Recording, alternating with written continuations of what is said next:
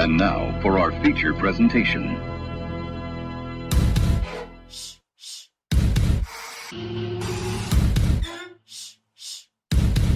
You're listening to the JB and Goldwater Show. Live, loud, and online.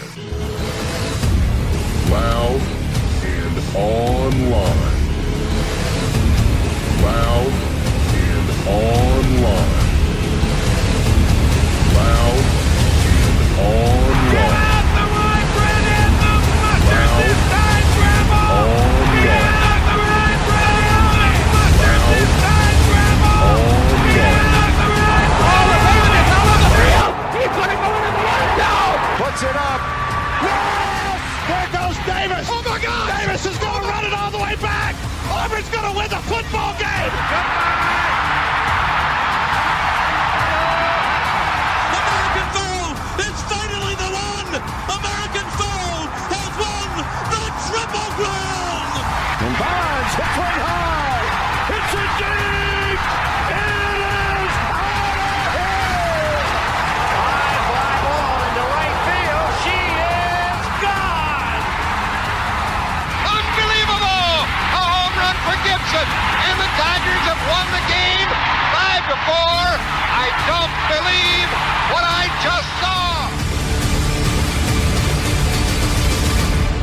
Here are your hosts, Janie Bradford and Darren Goldwater. All right, greetings and a good afternoon, and welcome aboard the JB and Goldwater Show, live, loud, and online. It is a shade past noon, and it's September. Finally, September the 1st, football to be played this month right here in the great state of South Carolina. Darren Goldwater will join us here in just a moment. I, of course, am Jamie Bradford, and we're here till 2 p.m. this afternoon. The JB and Goldwater Show, driven by our friends at Stokes Volkswagen. Check them out at stokesvw.com. You can check us out at jbandgoldwatershow.com as well. You can watch us live every day on YouTube, on Facebook, on Twitter, and on Periscope, and you can listen every day as well on the Podbean app. It is all for free. Again, jbandgoldwatershow.com is where you can find all of that and so much more. 843-321-8893 is our phone number. You can call us there. You can text us there as well. And individually, our Twitter pages at Sports Radio JB, at Darren Goldwater, and collectively across all social media platforms at JB and Goldwater. So a mouthful, and we'll have another show full. At 12:30, Gene Sapikoff with the Post and Courier. He is set to join us in just a little bit. Gene, this weekend, put out his predictions for in-state football teams this year. 4 of them, Coastal Carolina and the Citadel, and Clemson and South Carolina. So we'll talk to him about that. We'll also get into some trade deadline stuff with Gene and much more. At 1:30 this afternoon, speaking of Citadel football, Brent Thompson, the head football coach of the Dogs, has been kind enough to hop on board with Darren and I. And so we're going to discuss with him this 4-game schedule and the ins and outs of his football program as it has been throughout the preseason as they've tried to ready themselves for 2020, which, of course, they will play with only 4 of those games being played. But they're all really good ones, and the Citadel has got a tough schedule. So he's going to talk to us about that, talk to us about how COVID has affected the Dogs. So we'll get into a full update on Citadel football coming up here in about an hour and a half on our program. Do have some NFL news to get to. We got some Big Ten news to get to. We got some Big 12 news to get to. So a lot of football around here today as well. I've got some notes on Clemson. Got some notes in the ACC. So once again, it is jam-packed. In just a minute, if you have not already heard, I'm going to give you 6 games that have already been released by CBS for the SEC. The SEC on CBS, they have chosen weeks 1 and 2, and they've also chosen a few weeks thereafter. Not the full slate, but a few of them, so still a couple of weeks to get worked in, and those games will be announced within the 12 or 6-day windows as they usually are year in and year out. But we do have 6 games that we'll mention here in just a little bit. But as we come on the news, as we come on the show, we do have some breaking news from everybody. I can credit Outkick, I can credit Football Scoop, and so many more. President Donald Trump this morning did discuss in about a 15 to 20-minute phone call with Commissioner Kevin Warren how they could get the Big Ten back on the gridiron as soon as possible. Apparently, this call was actually scheduled for yesterday, but it took place this morning. President Trump tweeted about this just a little while ago as well, and it looks like some of the details of this are beginning to come out. What this is really centering around here is the White House is doing what they can to supply these rapid tests, these saliva-based rapid tests to the Big Ten so they can get back on the field. Now, keep in mind, the presidents and the chancellors still would have to overturn the decision to make that possible. This is not like the president of the United States could just step right in and say, hey, look, we're going to play football, and here's why we're going to play football, and here's what we're going to do to make sure that this happens. But what he is basically offering to the commissioner, and apparently it was a great conversation between these two, as reported on by a few folks out there, is, look, we're here to help you, and this is what we're willing to do if this will help you get on the field. So we'll see where this goes.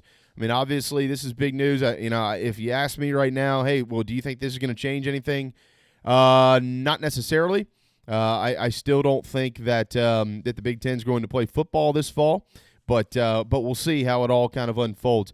If you're watching, by the way, and the screen is a little bit off, we are having some technical difficulties, and Darren is kind of working on that behind the scenes. So bear with us just for another minute or two, and we'll get some of this taken care of, and it'll be much more entertaining and enjoyable to be able to watch this on the screen. If you're listening, there shouldn't be any problems there. But that is the breaking news pertaining to the Big Ten this morning.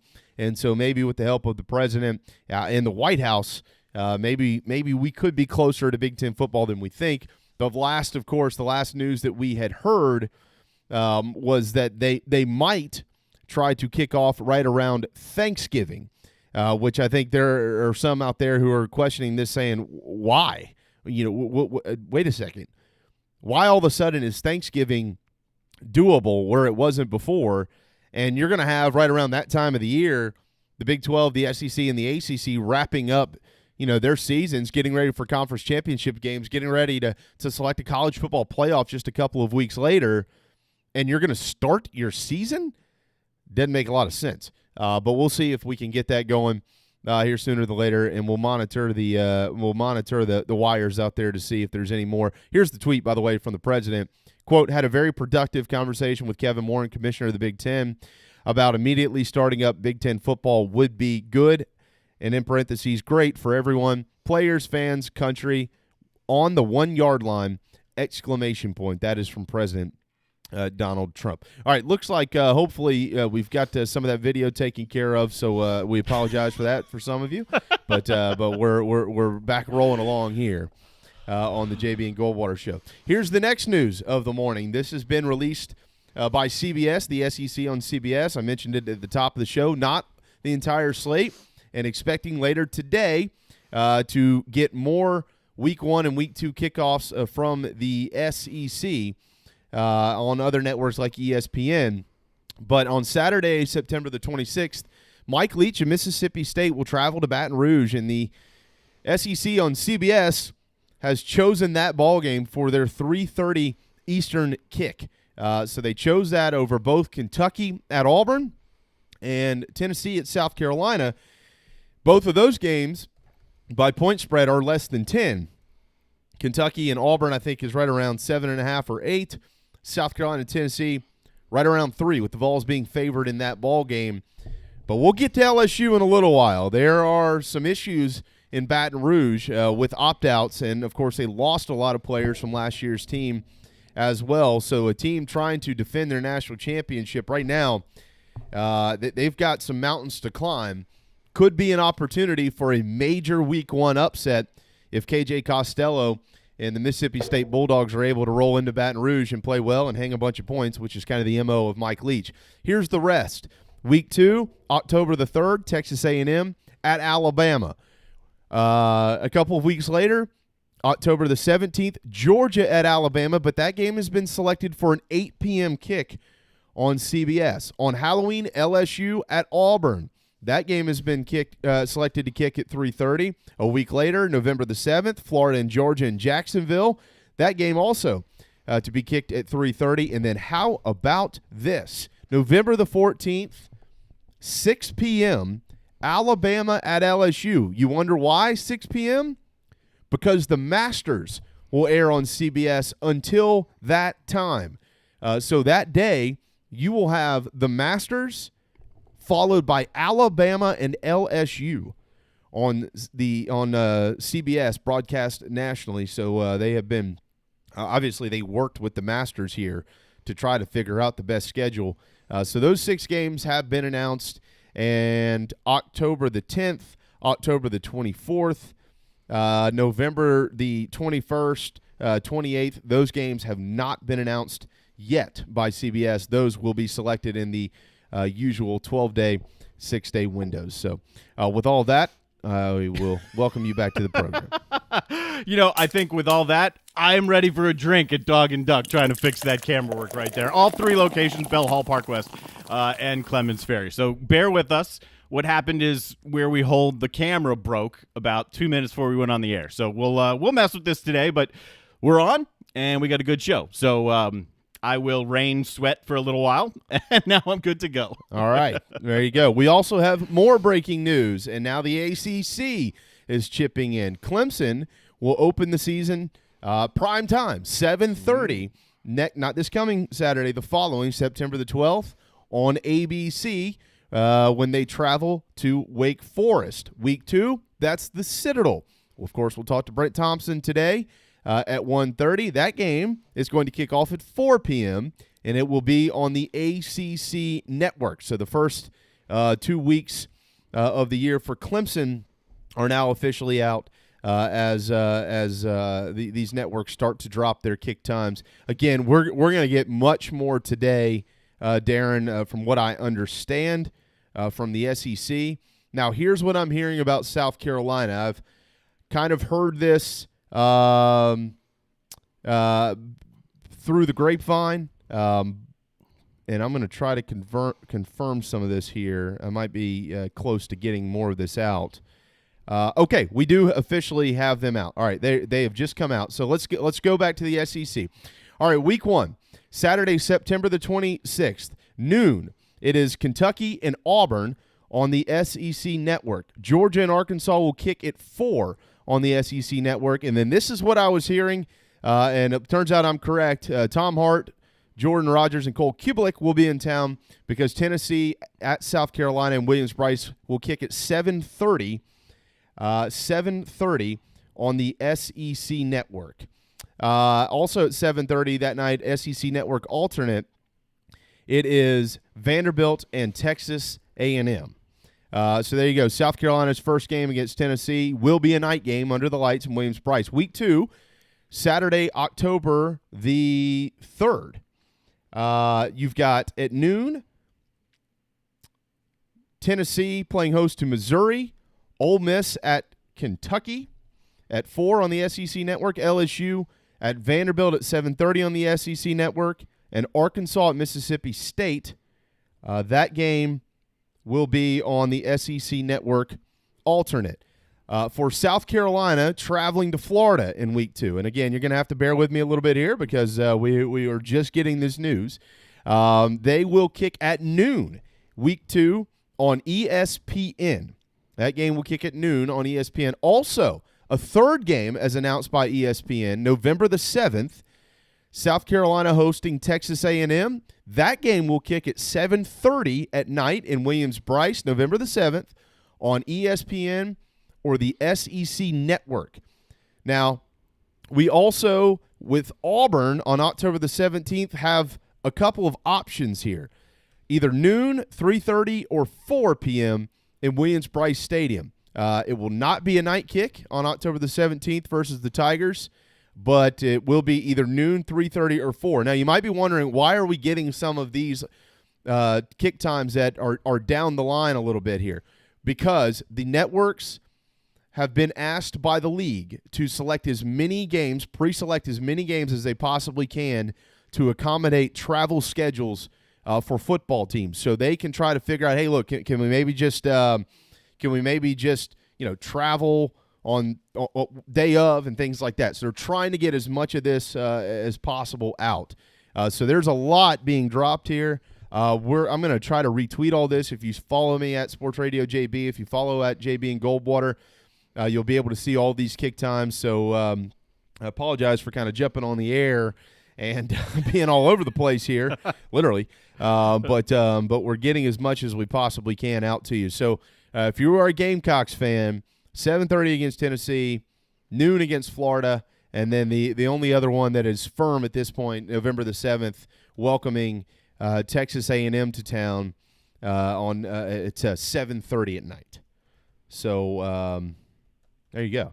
So Texas A&M is going to be a 7:30 night game. Yeah. And so is Tennessee, and noon against Florida. So we know those. Yeah, we do know those. So we're starting to get more and more that is kind of being dropped on us here. So I can continue to kind of read a lot of this, but I'm sure a lot of you are going to find this out there. So look, as it pertains to the Gamecocks here, look, I don't think that either one of those. I don't think either one of those kick times could have been any better for them. I think it's great to have Tennessee in town at night. From what I understand, the SEC is going to follow kind of along with the ACC and allowing artificial crowd noise and things like that to be pumped into ballparks. When you travel, it is more difficult to play at night because you usually have to kind of sit around all day. And then going down to the Swamp and playing at noon. I think that's great for South Carolina, not having to wait and play at night. Look, the players, no matter where you play, are always still going to be more fired up at night anyways. So going to the Swamp at noon, I think it's good news. I think it's really good news that you're going to get two difficult opponents at night in Columbia. I mentioned Tennessee, but also Texas A&M. So I think those first 2 weeks for South Carolina, I think that sets up really, really well for them, Darren. And the fact that we've been talking about the opener against Tennessee, how big that game is for the Gamecocks to get that thing at night, whatever crowd is going to be there, I mean, that's a benefit for South Carolina. There's no question about that. It's going to give them at least a little bit of an edge, and you're going to hear both coaches as they get closer to this game, both will start saying, well, listen, it's going to be about managing the emotions. It's week one. It's a night game. We don't want to come out, balls ablazing, for lack of a better word. We gotta be able to rein everything in. But if you can control that energy, if you can harness it and put it forth in a good way in this up-tempo offense that we're hearing about from Mike Bobo, then this could very well be a benefit. I agree. And then you go down to the Swamp at noon, following that up. You win that first game, head down to the Swamp at noon. You'd rather play them in the day than at night down in Florida. So I like the way it sets up. Absolutely.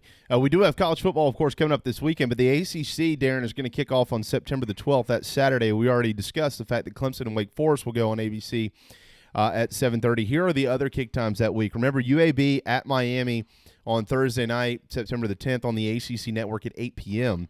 And then that Saturday, it's a full slate. Syracuse is at North Carolina at noon on the network. Duke is at Notre Dame at 2:30 on NBC.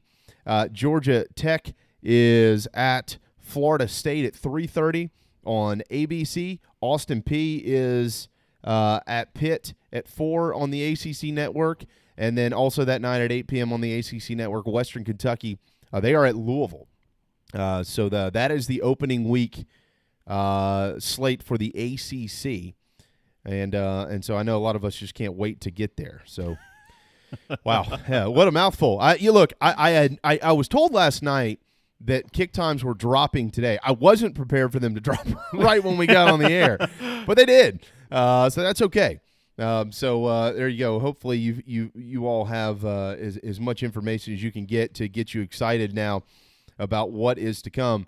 Here is the Big 12, by the way. Let's go ahead and get this out there as well. 12:20 on a Tuesday afternoon, the JB and Goldwater show coming up at 12:30. Gene Sapikoff at 1:30. It is Brent Thompson, the head football coach at the Citadel. Friday, September 11th, SMU is at TCU on Fox Sports 1. September the 12th, La Tech at Baylor on Fox. This is at these times are listed Central, so this would be at noon Also at noon, Louisiana is at Iowa State on ESPN at noon, Saturday, September the 12th. Also at noon on Fox Sports 1, West Virginia hosts Eastern Kentucky. Arkansas State is at Kansas State at 3:30 on Fox Sports 1. Missouri State at Oklahoma. That's on pay-per-view. Tulsa is at Oklahoma State on ESPN or ESPNU at 7:30 Saturday night, September the 12th. UTEP, they are at Texas on the Longhorn Network at 8 p.m. Eastern. And Coastal Carolina, all you Chanticleer fans, at Kansas, this is listed as a central time here, 9 o'clock. Central. Which would mean 10 p.m.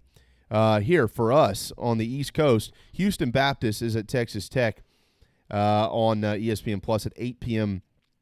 that night. And then September the 26th, they've listed a couple of games. Kansas State at Oklahoma on Fox at noon and Texas at Texas Tech at 3:30. That one is on Fox. By the way, the Red River Rivalry is listed for noon on Saturday, October the 10th on Fox. So there you go. I've listed everything from the SEC, the ACC, and the Big 12. There you go. So, we'll retweet this stuff. We didn't have time to make graphics for it because it, again, dropped right as we went on the air and as our camera was on the ground. So we'll retweet it all. You can find it all. I'm sure it'll be everywhere. The good news is we're still moving forward. All these little pieces of red meat continuing to get thrown at the fans, keeping us excited about moving forward. And that's important right now. Absolutely. No doubt.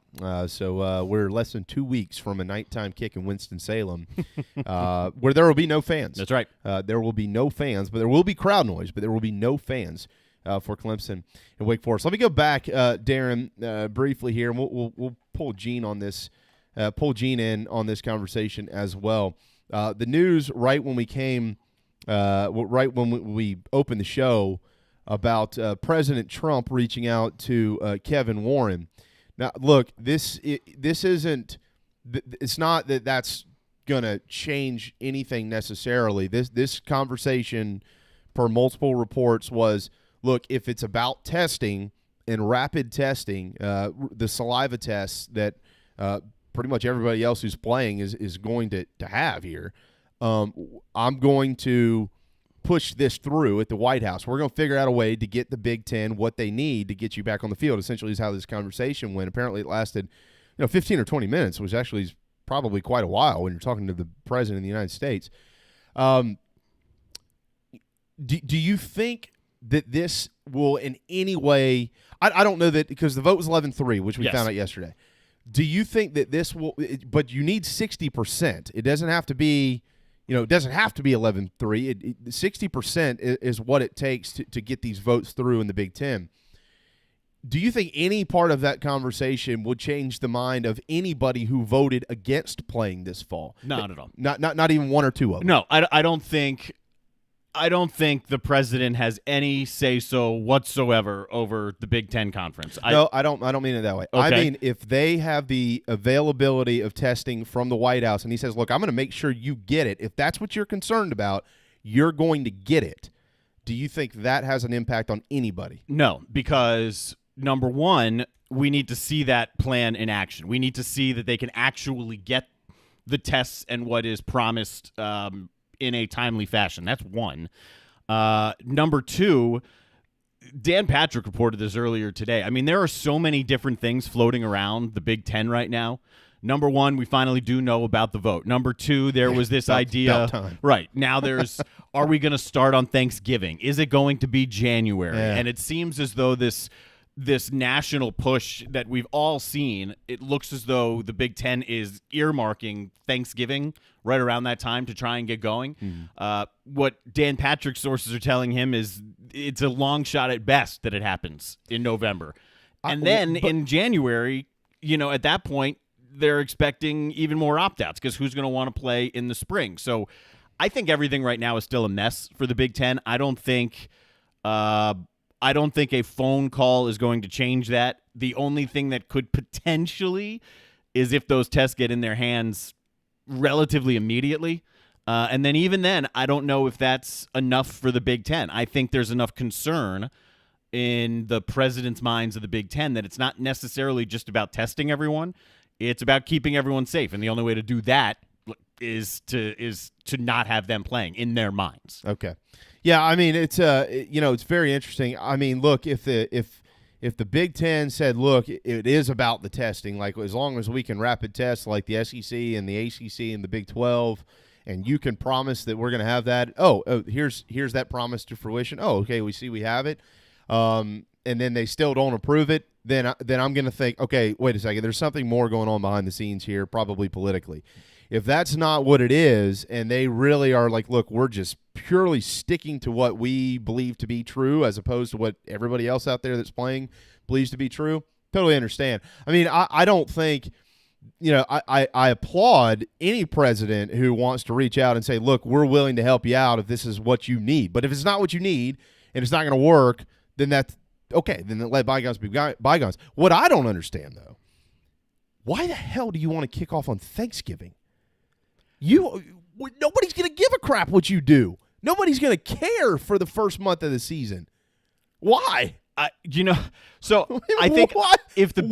if they kick off around Thanksgiving, I do think people will care because there'll be so much in the Big Ten, but they're not playing for a national championship. Bingo, right? So the Ohio State, Michigan, Penn State, the massive fan bases will care. Nationally, no, it won't matter at all. No. It's a scrim. It's an exhibition season. Yeah. I mean, so maybe you get crowned a Big Ten champ, but it's an exhibition season. So the idea that they start then, it's, I guess, in some ways tantalizing as a Big Ten fan. Like, why did they say all of a sudden that might be a date, though? What was their reasoning? I think it's more of this everyone scrambling mode to try and figure out the best way to move forward and to save face a little bit. And they're saying Thanksgiving because that's better than the spring. So it's like, well, we're trying. We're going to do everything we can to speed this up. We're going to do the best we can to have football as soon as possible.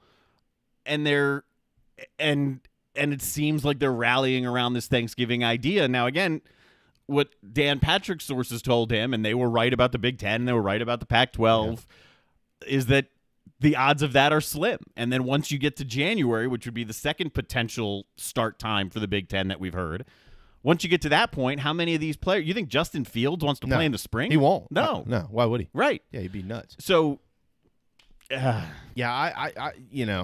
I mean, but what are they anticipating speeding up is what I don't understand. I'm not asking this question to you. I haven't heard it.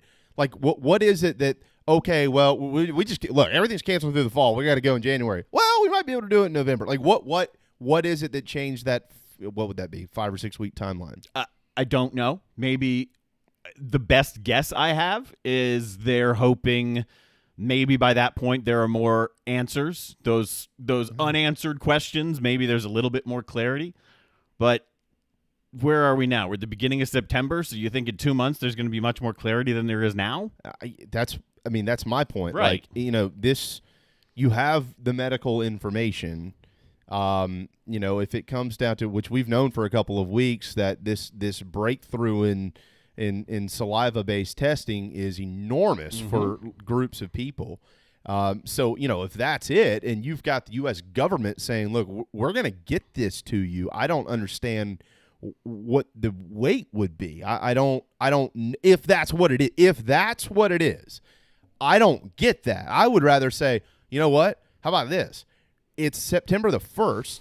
Let's get this thing rolling right along, and let's start it off a week later than the SEC on October the 3rd and just play a week later and just try to be a part of the whole deal. But there was a rumor this weekend that multiple outlets had this rumor of, well, maybe the Big Ten is going to speed up. Maybe they can start right around the end of September because they are practicing.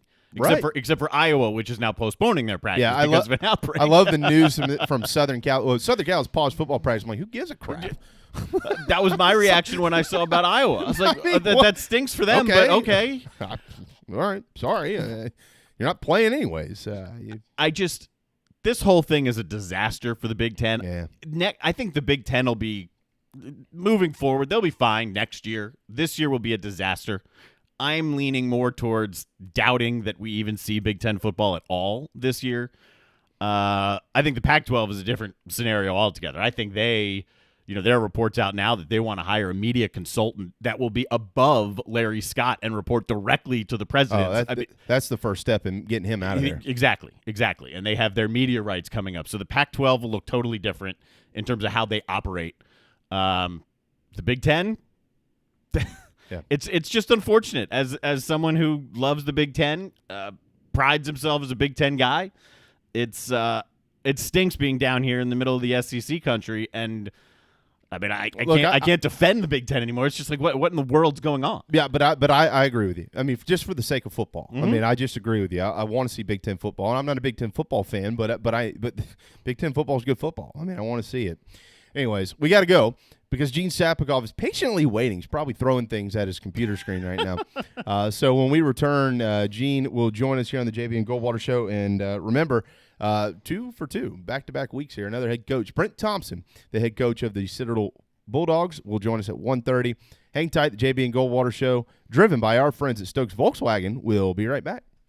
This is Mike Mazzell for Stokes Volkswagen on Ashley Phosphate Road with exciting news. Every 2020 Tiguan S, our best-selling third-row SUV, is $3,500 off plus 0 APR for 72 months. But wait, there's more. With $299 down, you can own the Tiguan S for just $299 per month for 72 months at 0% APR.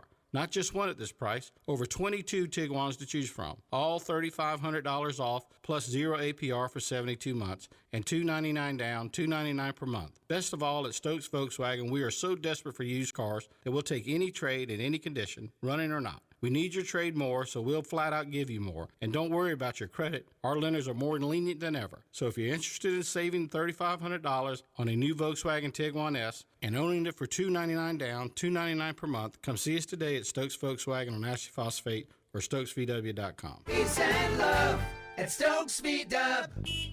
Plus tax tag includes $399.50 closing fee. Offer subject to lender approval. Expires month end. DB's Cheesesteaks, the tastiest, juiciest, and now award-winning cheesesteaks in the Low Country.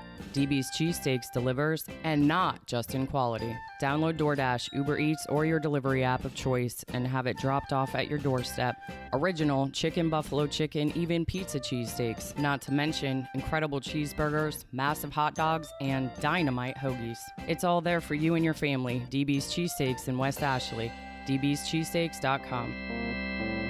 Hey guys, it's Darren, just here to tell you about our good friends over at Dog and Duck. They've got 3 locations, one in Bell Hall, one in Park West, and one, the new one, out on Clements Ferry. I can tell you from personal experience, it's the only restaurant in town that I've been to since this whole place has reopened. Everything is socially distant, very comfortable, and to top it all off, great selection of rotating craft beers, food specials every day, family meals. If you don't want to go in, you can order it and have some curbside pickup as well. Dog and Duck, 3 locations, proud partners of the JB and Goldwater Show.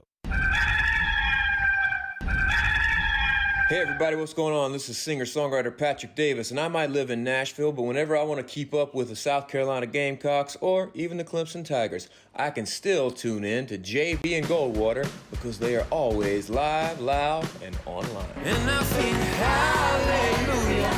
I do believe it's hallelujah. Okay, 12:34. Welcome back on a Tuesday afternoon. Welcome to the month of September, folks. The JB and Goldwater Show, driven by our friends at Stokes Volkswagen, live, loud, online. Darren Goldwater, Jamie, and joining us now, our friend Gene Sapikov with the Post and Courier. What's up, man? September couldn't get here soon enough. Even if it's really muggy out, I'm ready for September and October too. I know. I just was trying to hit the fast forward button every day of August. So hopefully some cooler weather will accompany this month at some point in time. I did see that the Handy Dandy Farmer's Almanac says that we're going to be a little bit below average here in the fall and winter. Did you see that? I didn't see that. What does it say about hurricanes? Anything? Well, it says we're going to run through the entire alphabet and then hopefully not do it again. It says it's 2020. What do you think? Yeah. That's kind of the way it works these days. Gene, finally, have some kick times announced. We'll get to that. We'll get to your column here in just a minute. This is the time of the year that everybody starts getting mad at Gene. He starts throwing out his predictions, and everybody starts hating on him and tweeting about him and stuff like that. Well, hang on, Gene. Is there a time of year where people hate or love you more? Or is it pretty much a consistent love-hate basis? Well, there's those 2 days in February that everything kind of calms down for some reason. Right around Valentine's Day, people are distracted. Yeah, when you write your I love everybody column. Gene, let me throw this at you here quickly. I'm sure you've seen it in the last 30, 45 minutes or so, or probably hour or so. The president reaching out to Kevin Warren, which what he's, from what I understand, this conversation lasted 15 or 20 minutes, and basically saying, hey, look, we're the White House is willing to push a bunch of rapid testing your way if that's what you need. We'll see what else comes of this conversation, but do you think this conversation will at all affect the chancellors or the presidents in the Big Ten in the decision that they have made? Not the conversation particularly, but as I wrote in my Sunday column, I think college football, and so do other people, I mean, this has been in the Washington Post and other places, is a huge election issue. President Trump has made it such. He's going to try to force Joe Biden to say something about it. And there's no doubt that the swing states involved in the Big Ten, particularly Wisconsin, Michigan, and Pennsylvania, are huge, not to mention a few other states. And so it's just one piece of the puzzle. But if President Trump could any way take credit for it, and I don't think he would actually be able to, and I'm not being political because it would be a number of things that would bring the Big Ten to the table. Sure. And it's already looks like they were starting to creep that way, talking about a Thanksgiving Day kickoff and so forth. But yeah, this is really fascinating. And even when I got Joe Cunningham to talk to me last week, he straddling the fence a little like a politician, but on the other hand, a very sound and solid answer saying, you got to look out for the safety of the athletes, but that, college, it would be great to have college football, basically. Do you think the Big Ten can start around Thanksgiving? Do you think that what we're hearing is, I guess, more truth than what we've heard out of the Big Ten these last couple of weeks? Probably so, Darren, and in the way that it was reported a week ago, in which they were exploring the possibility of a lot of games in dome stadiums at neutral sites, up to and including games at Syracuse, I think that it could make sense. On the other hand, I mean, we've heard for months that maybe the virus would make a comeback when the weather gets cooler. So just like everything else, it's, as I keep quoting SEC Commissioner Greg Sankey, a constantly evolving reality. Absolutely. On Twitter at Sapikoff, Gene Sapikoff with the Post and Courier. My question with that, I just asked Darren here a minute ago, why? What is changing? What has changed in the Big Ten all of a sudden to be able to backtrack yourselves 5 or 6 weeks and say, well, we can probably kick off around Thanksgiving? Two things have changed. One, it looks like it's going okay for the ACC and the SEC, and they're getting huge backlash. And two, just the political climate out there is such that you need to watch which way the wind blows. And right now, it looks like, more people and more voters and more of your boosters and so forth want college football than don't in Big Ten country. Notice that you're not hearing the same kind of stuff out of the Pac-12. And I think that, again, goes back to the political connection to all this. Mm-hmm. Those states just are not nearly wired the same as the Big Ten, which isn't wired the same as the SEC or the southern tier of the ACC. Which is baffling because, I'm not saying this from any side of the political spectrum here, I thought this conversation was about, is it safe for the athletes to play or not? And, and that's changed, but everything's changed with the virus. Remember way back in April when the whole idea was let's keep hospitalizations down and not overwhelm our medical people. And then it gradually got to, we need to have a vaccination. And now it's kind of somewhere in between, I think. I think, though, the fact that it's just got to have football people that are in the business and football fans that care about college football just bristling that you've got the coaches in the ACC in the SEC, and the players every day on Zoom talking about how things are going and building up to these openers. They've just got to be dying there, thinking like, what in the hell did we do? Why did we decide so early? Hey, I've been saying, since April, this may or may not work out, but I think they pulled the trigger way too early, or pulled the plug way too early, I should say, on the season. The Big Ten and the Pac-12 did. I'll say this. We're talking with Gene Sapikoff, the 7-time award winner of the South Carolina Sports Writer of the Year, including last year. I was just out in L.A. I went out to visit my nephew for the first time, and I was there this weekend. The mindset about what part of LA? Well, my sister lives in Pacific Palisades. We stayed in Santa Monica. So hey, I worked in Santa Monica before I came here and spent a lot of time in Palisades. The Palisades, what a beautiful part of LA. But we digress. Yes, I mean my sister's very fortunate and she's earned it because she's smart and she's a cardiologist out at UCLA. So the point being, the mindset about the virus on the West Coast, specifically in California, is night and day what we're used to here. So as you're listening to us talking, and if you're living in the South, it shouldn't come as a surprise that the Pac-12 made that decision, because when you're out there, there's virtually no restaurant or bar that's open on the inside. Everything is outdoor only. You have to wear masks outside when you're in California. There are signs on elevators that say, maximum capacity 2 people unless it's a family. The entire hotel is wear a mask or you can't even come into this hotel or even be on the property of the hotel. So the mindset out there is dramatically different from where we are here. So it may be hard to understand why things happen the way they did in the Pac-12, and I would imagine in the Big Ten as well. But if you go out there and feel the environment, it makes a whole lot more sense why we're in the position that we're in. No doubt. And here's the other thing. Now, I was born in Oregon, raised in Colorado, and my first job was 5 years in Santa Monica. Mm-hmm. So I have a feel for the West. Except for Utah, which is just the University of Utah, and the Oregon schools, the Pac-12 sports fan is interested mostly second and third in pro sport. Mm-hmm. And they're just not that obsessed with college football. They just aren't. And they're obsessed with the Seahawks and the 49ers and the Dodgers and the Broncos and the Diamondbacks and the Arizona Cardinals. That's their first, second, third, and fourth thoughts, and then college football. Whereas here and in Big Ten country, it's just really, really different. Yeah.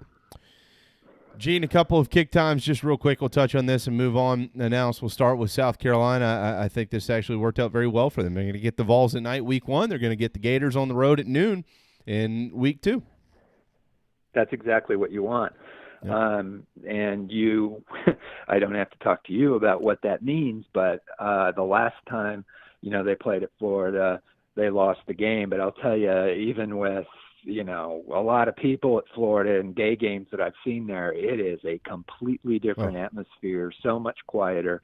Now, road games are all going to be quieter now, but still, just the fact that you play somebody at noon is always thought to be, in big games in Power 5, a advantage for the road team and a disadvantage for the home team, obviously, and all Gamecock fans know that. So, yeah, you're right. That's 2 good things after some tough scheduling disadvantages that South Carolina has had, losing a non-conference schedule in which they would have gone 3-1 and getting Auburn and Ole Miss, in which they're probably going to go 0-2. Don't have to really necessarily discuss the kick times with Clemson because they should be just fine. They could kick off at 3 a.m, and I think they're going to be okay against Wake Forest and probably the Citadel too. By the way, Brent Thompson set to join us coming up at 1:30. Speaking of the Citadel, Clemson, South Carolina. Oh yeah, and Coastal as well. Gene this weekend put out his 2020 predictions for all 4 of these schools, and with the Citadel, Gene. You say that their record with the original schedule would have been 8-3, and with the current schedule, you're going with 2-2. How'd you get to that? Okay, well, their schedule is, Clemson, in order: South Florida, on the road, Clemson on the road, Eastern Kentucky at home, and at Army. I'm pretty sure that's the order. That is nicely positioned for a couple of upsets. They're obviously not going to beat Clemson, but okay, they're playing South Florida in Jeff Scott's first ever game as a head coach. South Florida is not very good. That's why they made the coaching change, and they're not going to be ready for an option style attack or anything else that the Citadel has, because they didn't have any time in the spring to get ready for that. I just don't think they can overly spend time in this camp to get ready for that. There's just so many changes they're putting in that's just a grand opportunity for the Bulldogs. And then playing at Army, I mean, Phil Steele has Army rated as, like the 92nd best FBS team in the country. That's a good. Todd Monken's a really good coach, and that's kind of a long trip for the Citadel. But still, you're not talking about playing a top 50 team or a top 25 team, and they've been plucky when they play teams like that. And this group of guys has won at Georgia Tech, a lot of them, and I just think they'll have lots of confidence going into those games, which, boy, I just really, really hope they're played, because I think the Citadel is going to give South Florida and Army every bit of a fight that they could possibly be expecting.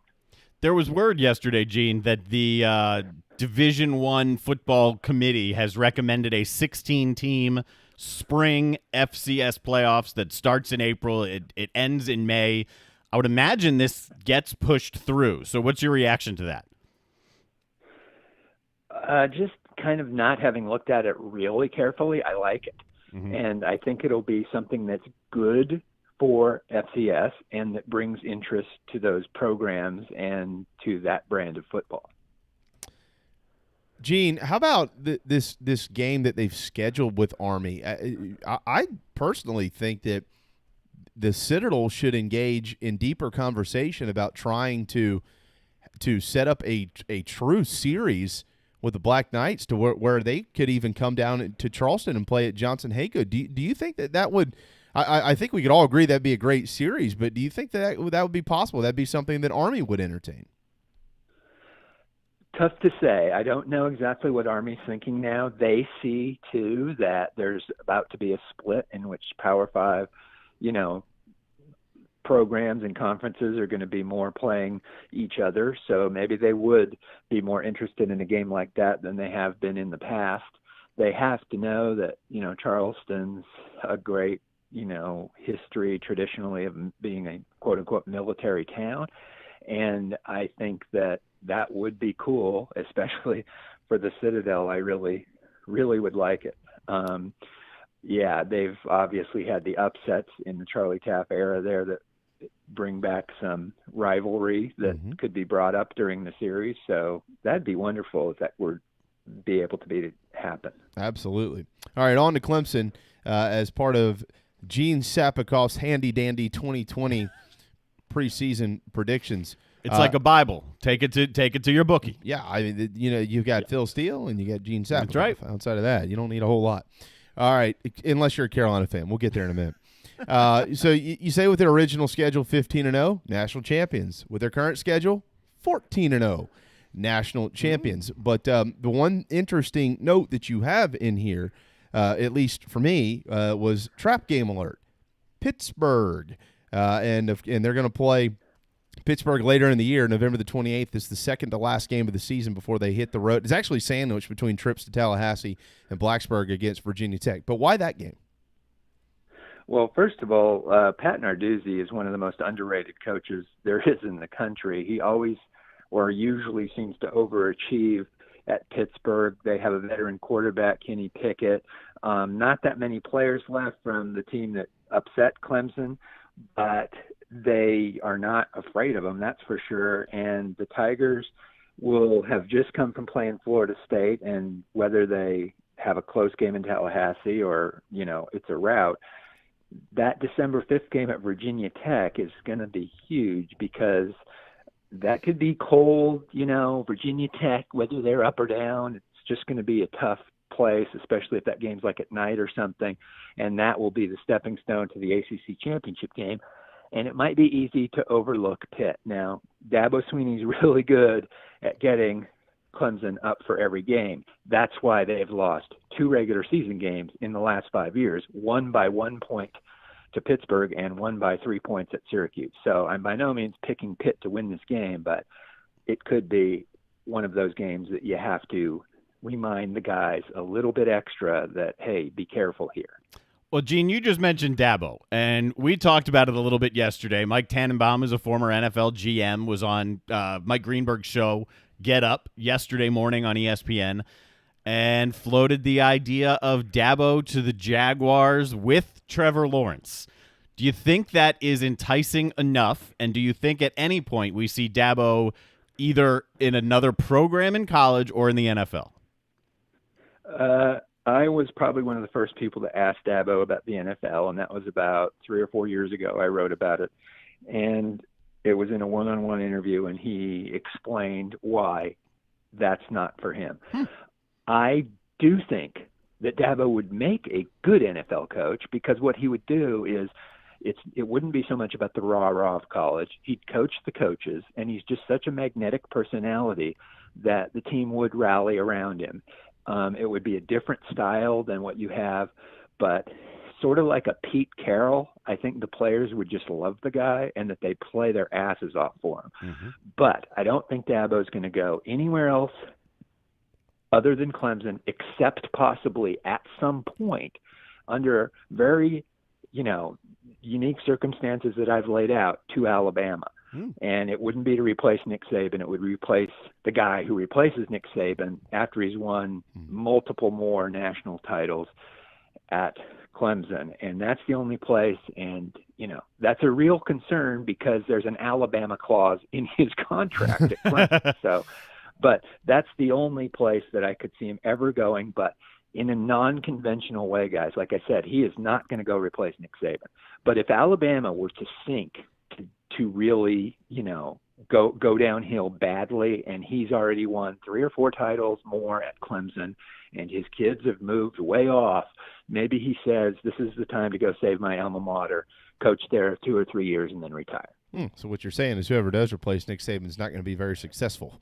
They're not going to be as successful. Okay. The old cliche, you don't want to replace Nick Saban. No. You want to replace the guy that replaced Nick Saban. Yeah, no question. Real quick. Kind of like you do not want to replace Goldwater and Bradford. You want to replace the guys that replace Goldwater. Yeah. That's right. Yeah. Well, at least replace me. Well, we're not going anywhere. I mean, I don't know. Not that I know of. I'd go to the NFL. Would you? Yeah. Not me. All right, real quick, one last quick thing here on Clemson. It was announced that the Notre Dame game will kick at 7 o'clock on NBC. That is your helmet scratcher ball game. Does that change anything that it's a night kick in South Bend? I expected it to be. That'll be like the big ABC game or whatever. The only thing you got to think about there is they are going to play Notre Dame twice probably. Once in South Bend and once in the ACC championship game, which, as you know, is not about divisions. It's just going to be about the 2 best teams. So there could be a little bit of psychology there, but mostly that would come in the ACC championship game, where I think the loser of that game might have a little bit of incentive. But right now I think Clemson healthy is just a good bit better than Notre Dame, but you never know. And again, what if it's real cold in November or something like that? Mm-hmm. Yep. All right, you got Coastal at 4-7. I think we looked at the line yesterday. It's like 1 or something. 3, I 3. believe. Yeah, 3 in Lawrence, Kansas. Any shot that they can go up there and pull off an upset against the Mad Hatter in the turf? Well, they beat them last year, and they had them coming in to beautiful Conway this year before the schedule was changed. Yeah, I think there's a really good chance that they can beat them. Obviously, Les Miles is going to show lots of film of what happened last year against the Chanticleers.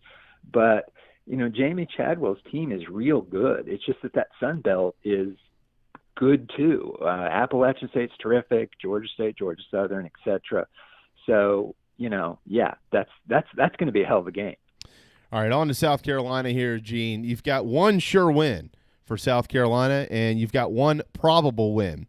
And then you've got a record, and it ain't good. 2-8, 5-7 from the original schedule. Of course, they did lose 3 of those non-conference games. 2-8, Gene, that I don't know that puts Will on the hot seat. I think it kind of puts him in the back of the bus.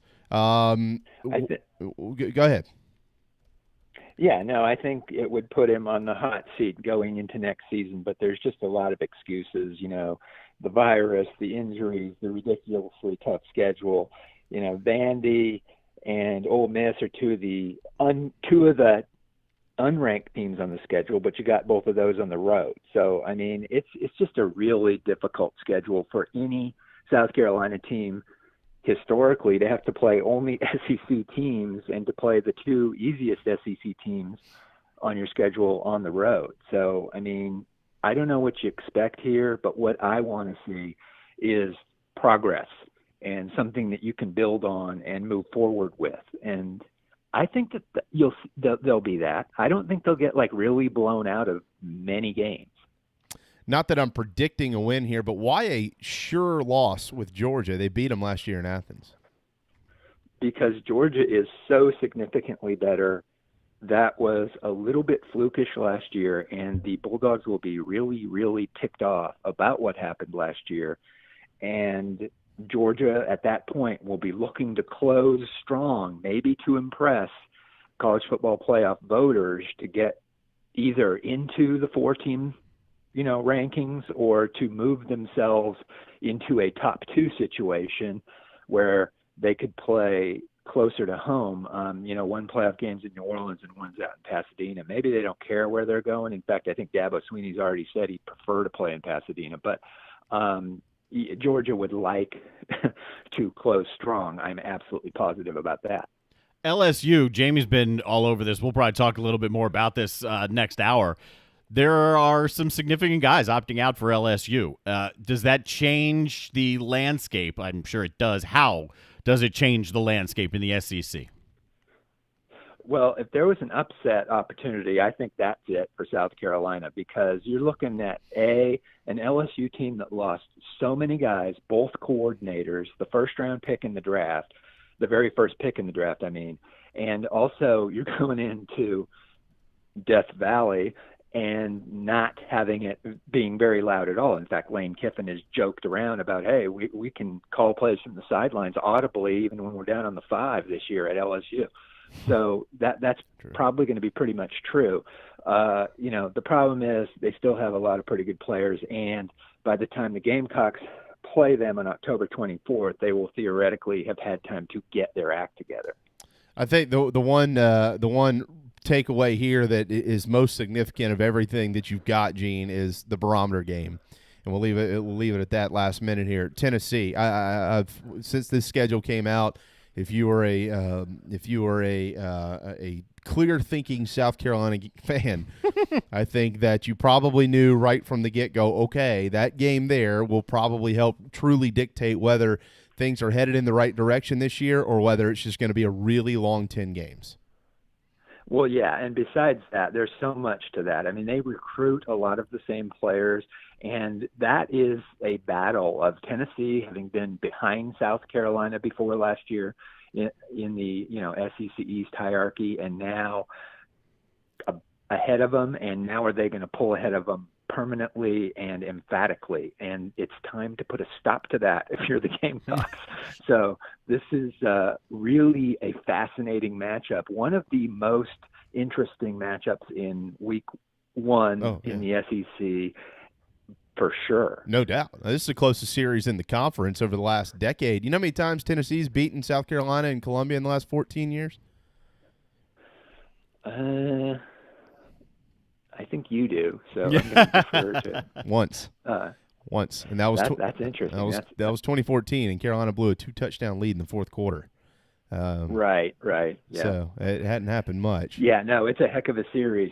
So many close games that have come down to kicks and things, and going back to Spurrier, and even before that, and Lane Kiffin coming out in the Halloween uniforms. There's just all kinds of cool stuff that go with this rivalry. Oh, God, don't bring that up. That was a nightmare. It was cold. It was rainy.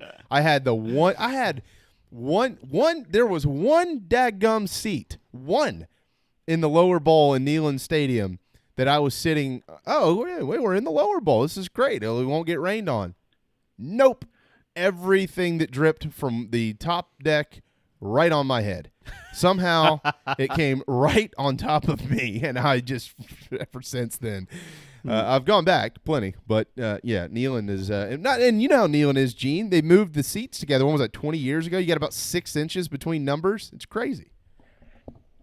Yeah, and that Rocky Top gets old if your team is losing. Oh yeah, very very old. All right, what are we looking for in the next few days in the newspaper? Yeah, we've got some interesting things. Ray Tanner's given us a tour of the Williams-Brice Stadium renovations on Thursday morning. And Sam Hartman, the former Oceanside High School star in Mount Pleasant, will be taking the reins as starting quarterback again with Jamie Newman gone to Georgia at Wake Forest. So talking to him about looking ahead to Clemson. And then an interesting column I have on Sunday, Las Vegas Raiders owner Mark Davis. He actually spent his first formative years in Charleston when his father, Al Davis, was an assistant coach at the Citadel. So I'm talking to Mark Davis about what he remembers about Charleston and what his thoughts are. And let's just say that he's correcting some discrepancies in his biography. Oh, okay. Looking forward as it relates to Charleston and the Citadel. All right. Very much looking forward to that. Yeah, I got the email this morning. Sorry I can't be there. So enjoy Williams-Brice on is it Thursday? It's Thursday morning, right? Yeah, Thursday. Okay. Yeah. Well, take some pictures, send them to me. Take some videos. I'll see you in a few weeks, but have fun, Gene. Thanks, buddy, as always. We really appreciate it. Okay, thanks a lot, guys. There you go, Gene Sapkoff on Twitter at Sapkoff with the Post and Courier. Time for a timeout. The national anthem up next, hour 2. On the other side, Brent Thompson ahead at 1:30, and we'll get much more into football with all these breaking news alerts today as far as kick times and networks and things of that nature. So hang tight. The JB and Goldwater Show, driven by our friends at Stokes Volkswagen. We'll be right back. DB's Cheesesteaks, the tastiest, juiciest, and now award-winning cheesesteaks in the Low Country. DB's Cheesesteaks delivers, and not just in quality. Download DoorDash, Uber Eats, or your delivery app of choice and have it dropped off at your doorstep. Original chicken, buffalo chicken, even pizza cheesesteaks, not to mention incredible cheeseburgers, massive hot dogs, and dynamite hoagies. It's all there for you and your family. DB's Cheesesteaks in West Ashley. dbscheesesteaks.com. At Patriots Point Naval and Maritime Museum, families walk in the footsteps of our nation's heroes, the brave ones who risked their lives to defend our way of life. Home to the aircraft carrier USS Yorktown, USS Laffey, and the USS Clamagore, there's more than 1 million square feet of exhibit space to roam. White Glove certified, we have several new health safety measures in place to enhance the visitor experience. Come for the day and leave feeling inspired. One of the most impressive museums in the country, located right here in Mount Pleasant. Visit patriotspoint.org for more. We'll see you soon. Hey guys, it's Darren, just here to tell you about our good friends over at Dog and Duck. They've got 3 locations, one in Bell Hall, one in Park West, and one, the new one, out on Clements Ferry. I can tell you from personal experience, it's the only restaurant in town that I've been to since this whole place has reopened. Everything is socially distant, very comfortable, and to top it all off, great selection of rotating craft beers, food specials every day, family meals. If you don't want to go in, you can order it and have some curbside pickup as well. Dog and Duck, 3 locations, proud partners of the JB and Goldwater Show. This is Scott Glaze, head golf professional at the links at Stono Ferry, located on the outskirts of Charleston, South Carolina. I'm inviting you to tee it up on one of the most scenic and challenging courses in the Low Country. Our back 9 is highlighted with 3 holes that border the Intercoastal Waterway. Visit stonoferrygolf.com to book tee times and discover all that Stono Ferry has to offer. The links at Stono Ferry is a former South Carolina Golf Course of the Year and is also home to the College of Charleston men's and women's golf teams. Come see us. We would love to have you. stonoferrygolf.com. Hi, I'm Chris Half, Public Information Officer at the Patriots Point Naval and Maritime Museum. We're home of the mighty USS Yorktown, USS Laffey, Clamagore, and Vietnam experience. And we're a proud partner of the JB and Goldwater Show. We invite you and your family to come see us and enjoy a day on Charleston Harbor. Visit patriotspoint.org for more information. And now, it is my honor to present the national anthem.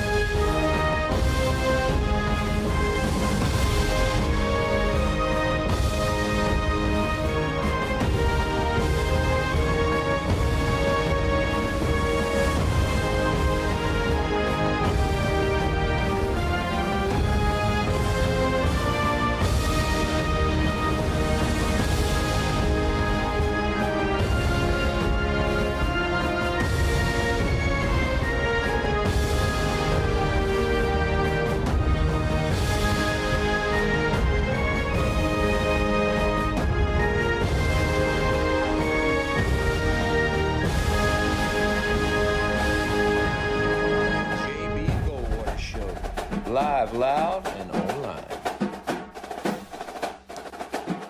All right, welcome back. Final hour here on the JB and Goldwater Show, driven by our friends, the Stokes Volkswagen, StokesVW.com. JBandGoldwaterShow.com is where you can find both Darren and I, and you can find us every day right here. If you're watching us on Twitter, Facebook, YouTube, Periscope, thank you. If you're listening on the Podbean app, thank you for that as well. JB and Goldwater is where you can search across all social media platforms, and you can find him specifically at Darren Goldwater. You can find me at Sports Radio JB. 843-321-8893 is our phone number. That's Darren.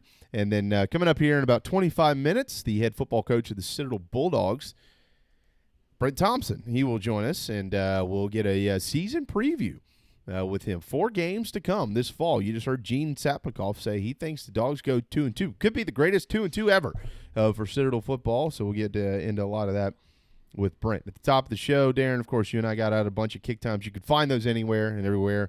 But the notables for Clemson and South Carolina, Clemson going to kick at Wake at 7:30 at night on ABC. South Carolina going to kick at home on September the 26th against Tennessee, also at night, 7:30 on the SEC Network. Week 2, they will be on the road in Gainesville at noon. Week 2 for Clemson, by the way, 4 o'clock kick in Death Valley against the Citadel, as a matter of fact. You might want to enjoy all those games with DB's Cheesesteaks. I enjoy everything with DB's Cheesesteaks. DB'sCheesesteaks.com for their entire menu. And don't forget the Boardwalk fries. Whatever you order, try my favorite. It's the buffalo chicken cheese steak. The cheese is melted into the steak that's finely chopped up, and it's the softest bread in the world. I'm starving. DB'sCheesesteaks.com. They deliver. Remember, all the delivery apps that are out there, DB's, they're on them. They'll deliver it, drop it off right at your doorstep. DB'sCheesesteaks.com. Don't forget the Boardwalk fries, and they got something for everybody, the kids, hot dogs, great cheeseburgers, all of it at DB's Cheesesteaks in Avondale in West Ashley. By the way, 13 years ago, App State upset Michigan today. I was going to go down like this list of biggest upsets in the history of college football, but we're probably not going to have time to do that. But that was the 9th biggest upset in the history of the sport by virtue of betting lines. They were 33-point underdogs going into the game. Now, if you ask folks what is the biggest upset in the history of college football, at least in the regular season, a lot of folks say that is number 1. There's a lot of lists that have that at number 1, but it wasn't the biggest point spread upset. It's the first time FCS beat a top 5 ranked program. Right. And I remember it like it was yesterday because at the time I was the Citadel scoreboard show guy. I was the number 2 guy. Robbie Robinson was the play-by-play guy. I don't remember where the Citadel was playing, but I was back in the studio following that game, and I'm sitting there watching it update and just not believing what I was seeing and not believing that it could ever possibly happen. And then David Jackson, who was the longtime voice of App State, with his voice cracking, with the block kick, and just became one of the more iconic moments in college football history, not just recent memory. We'll have to get him on the show soon. Oh, easy. Okay, we'll do that. We'll do that. That'd be a great conversation. By the way, from Jeff Hartzell, the Citadel in South Florida, they're set for a 1 p.m. kickoff at Raymond James Stadium, and that game will be broadcast on ESPN+. No fans will be in the ballpark.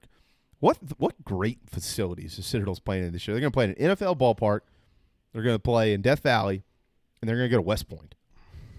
I mean, what an experience. It's great. And not only that, it's all about the experience and getting better, because then right now it looks like there is that spring season and probably an FCS playoffs in the spring. Yeah. So you get these kids at the lower levels, these games mean so much to them when you get to go play in these bigger stadiums, because a lot of them believe they can play at that level or they should play at that level. And many of them are good enough. They're just like 2 inches shorter or half a second slower or something like that. So to give the team an opportunity to play these 3 games and then turn around a couple months later and play for a national championship at your level, I mean, it's turned into something that was awful at the start, this pandemic, that still is. And it's now turned into this, well, maybe it's going to be one of the more memorable years, not just for Citadel, but for a lot of these FCS programs. Absolutely. I think so. I think it's going to be fantastic, at least specifically to the Dogs. And we'll talk to Brent about that coming up here in about 20 minutes. They won't play Florida State this year, but Florida State has just officially named James Blackman their starting quarterback as well. They said they had a wide open competition, but Blackman's going to get the nod for the Noles. So if you're a Florida State fan, there you get congratulations. By the way, also Central Arkansas, after their initial round of post-game COVID testing this past weekend, 0 positive cases. That report did come out last night, so no positives coming out of that football game, and somewhere the Big 12 is going, son of a – get the president on the phone. We got to play on Thanksgiving. No, just kidding. All right, let's talk about LSU for a second here. Look, as it pertains to South Carolina, I have no idea whether they'll go down there and pull an upset. I mean, it doesn't matter. LSU's lost a lot of players, but they're incredibly talented. And playing in Baton Rouge, whether there's one fan, 100 fans, or 100,000 fans, is just so difficult. It's a great, great place to play. They've had 4 players opt out of the season. We did find out about Jamar Chase, just a couple of days ago, and then now since then we've got Tyler Shelvin. He is opted out this year as well, and they've got T.K. McClendon, defensive end T.K. McClendon. He had entered the transfer portal, and we found out about this yesterday as well. Ed Orgeron, just back in March, said that McClendon and Justin Thomas might be their starting defensive ends, but it looks like both those guys aren't even going to be here this year for LSU. But here's the real number, though. This is the real number. I mean, this is crazy. Right now, LSU has 70 players on scholarship. The limit's 85. What the hell happened to everybody? I mean, they've had guys opt out. They've had guys transfer. 34 players now gone from the 2019 National Championship team. 34. So, look, does that mean that, okay, LSU, Miles Brennan's the quarterback. It's kind of a weird conversation when you talk about him because there's some people who are like, all right, yeah, Miles Brennan, he's going to step right in and play really, really well. And there's some people who, and I think J.C. Sherbert, who will be with us tomorrow, is one of them, like, yeah, I'm not buying it. Just not buying it. Highly recruited kid. But with Joe Brady not there anymore, he's off to Charlotte with the Carolina Panthers. Obviously, that might have some type of effect now that your top wide receiver's gone. You've got, and Ed Orgeron still says that there might be another 1 or 2 players that opt out this year, and we don't know who those guys are. So when you look at this, you go, okay, all right, well, let's look at the games. Let's look at the difference maker games, Darren. I think all of a sudden that Mississippi State game has become a little bit more interesting than it was just a week or 2 ago. Mm-hmm. Like I looked at that game when the schedule got released, Darren. I thought, all right, remember what I said? I said, careful, Auburn. That was the one. Ooh, careful. Wouldn't be shocked to see South Carolina beat Tennessee. They've been doing it a lot over the last 10 years, specifically at home. Is Tennessee a better team? Some people think they are. I don't. If they are, it's barely. I don't think they're that much better than South Carolina. But that wouldn't be a major upset to me. It'd be a great win for the Gamecocks, but it wouldn't be a major upset. This would be. Mississippi State on the road at LSU. You got Mike Leach. CBS has selected this game as their 3:30 kick, week 1, 9/26, September 26th. 3:30, 2:30 down there. You got Costello at quarterback, so you know they're going to pitch it all over the ballpark. So it's just it's weird. It's like, man, I know that you're on the road. I know that you're in Baton Rouge. I know that LSU won a national championship. We know they're incredibly talented. But this whole Mike Leach thing with a lot of practice time here in the preseason, a little bit of a different animal than what we're used to seeing in the Southeastern Conference. They're going to throw it a lot. I don't know that's if they win. I don't think it's a blowout. It might be a 2-touchdown type thing. I don't know, but let's circle that. Shouldn't have any problems the next 2 weeks. I don't care how many players lose. Vanderbilt, Missouri, they should absolutely win both games. At Florida, week 4. A couple weeks later, I'm not prepared to throw South Carolina in the mix yet. I hate to do that, but I'm not prepared to do it yet. A couple weeks later, at Auburn, Alabama. A couple weeks after that, at A&M. Oh, man, I've got a really uneasy feeling in my stomach now all of a sudden about 3 or 4 games on their schedule, at least. They're only playing 10. Mm-hmm. So, you lose 4. It doesn't mean you won 8. It means you won 6. that's what does this mean? No, Ed Orgeron isn't getting fired or anything like that. It's just generally a team that wins a national championship doesn't bounce back and have a 500 year. And that is one of the things that they could be staring at. I mean, we knew right after the NFL draft, right? And before that LSU would be a markedly different looking team this year. And now with the opt-outs and with the transfer numbers that you just mentioned, where they're 15 short of the allowance of 85 at the moment. That's crazy. Yeah, I mean the difference at quarterback. And the thing about LSU is Orgeron going to get fired with a bad year? Of course not. But a bad year erases memory of last year in a national championship really, really quickly down at LSU. I mean, a bad year will have him immediately on the hot seat. It's LSU. The expectations there. The national championship was just last year. A bad year is going to be a problem for Orgeron and for LSU. The other thing, you started this by saying, what's going on? I referenced this before, and typically I don't listen or watch a whole lot of sports radio shows prior to ours. But I happened to be listening to Dan Patrick this morning as I was doing some of the graphics for the show, and he touched on LSU, and then he touched on Auburn. And he said, don't be surprised if you see a couple more opt-outs here, because what he is hearing, and this is what Dan Patrick is saying, his sources said there are social issues at LSU and Auburn. And don't be surprised to see more guys opt out. Of both? Of both. LSU and social Auburn. Issues. Those were, I wrote it down because I heard it and said I don't want to misspeak. Social issues was the exact term used. I mean, what is that? I don't know what that means. The only thing I can assume that it means is just the current culture, social justice, racial justice, stuff like that. If you in today's world, if you throw around a term social issues, that's certainly what comes to mind. Yeah. Well, I and obviously I can't speak to that. I Nope. don't know. But the problem in the West, and we've seen this in the if to make sense of this conversation, if you're a South Carolina fan, this will make all the sense in the world. Okay, you go back the 4 great years really under Steve Spurrier. A lot of people forget that the 2010 team, they went 9-5. They were 9-3 in the regular season, and lost 2 games that they were leading in the fourth quarter. They should have won at Auburn, at Kentucky. So actually probably should have gone 11-1, believe it or not, in 2010. But they didn't. Anyways, the point is those 4 straight years, what happened in 2014 when they coughed up 3 games in the fourth quarter, they fell, won the game against Miami in the bowl game, but 7-6 at the end of the year.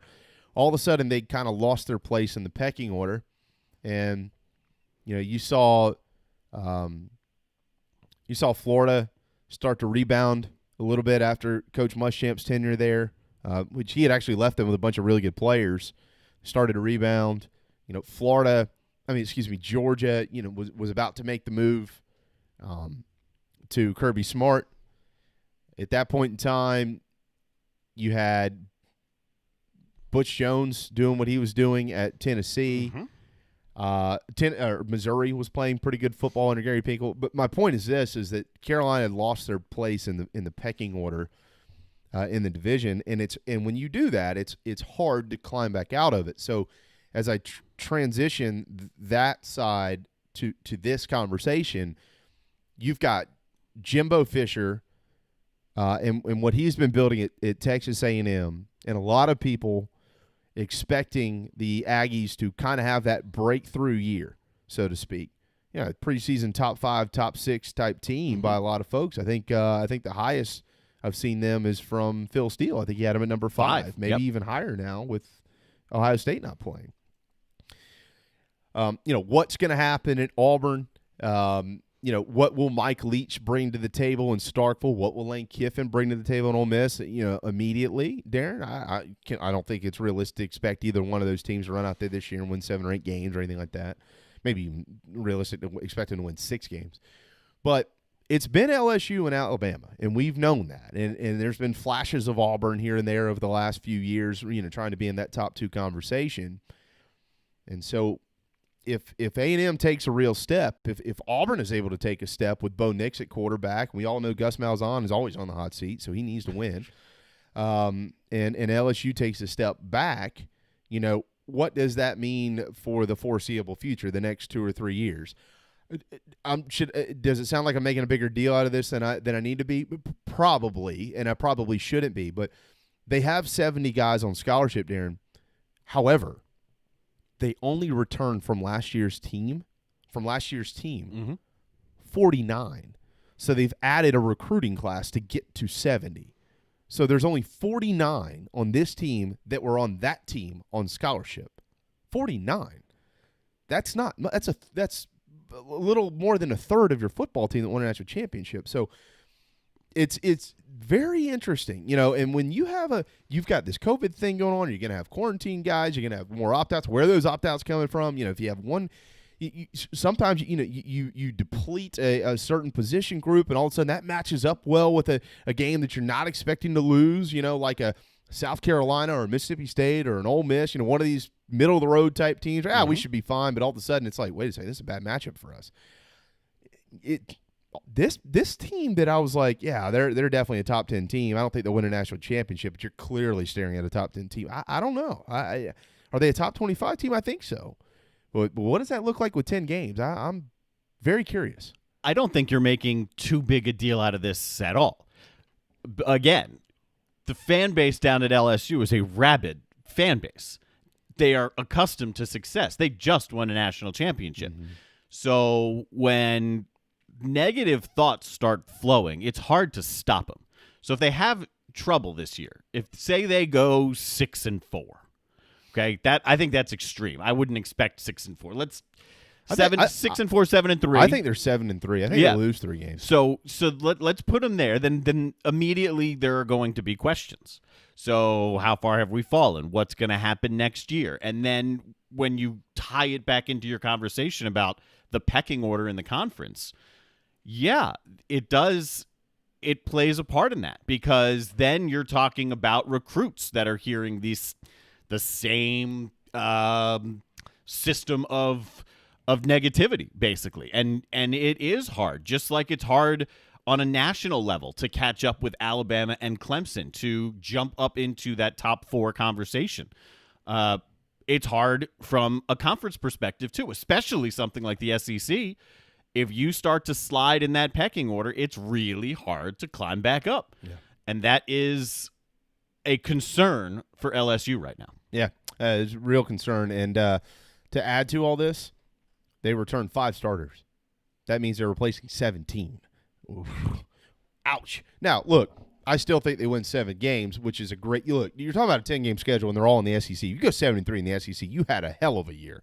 No, it doesn't matter. It does not matter who you won against and who you lost against. 7-3 in this league, you're going to get your share of big games. And 7 wins out of 10, you're going to get your share of big wins. No question about that. But now I think there are more games, as I mentioned at the top of this segment here, there are more games all of a sudden that might be in question, whereas before I was like, nah, they don't have problems with Mississippi State. They don't have problems with Ole Miss. They don't have problems with South Carolina. Maybe they do, depending on who they've lost, depending on who they need to replace, depending on if there's a positive here or there. I'm telling you, this schedule being bookended with Mississippi State, and we don't know what the hell to expect, and in December the 5th, with Ole Miss, you can't convince me that Ole Miss is going to get worse as the year goes on. They're going to get better with Lane Kiffin as the year goes on.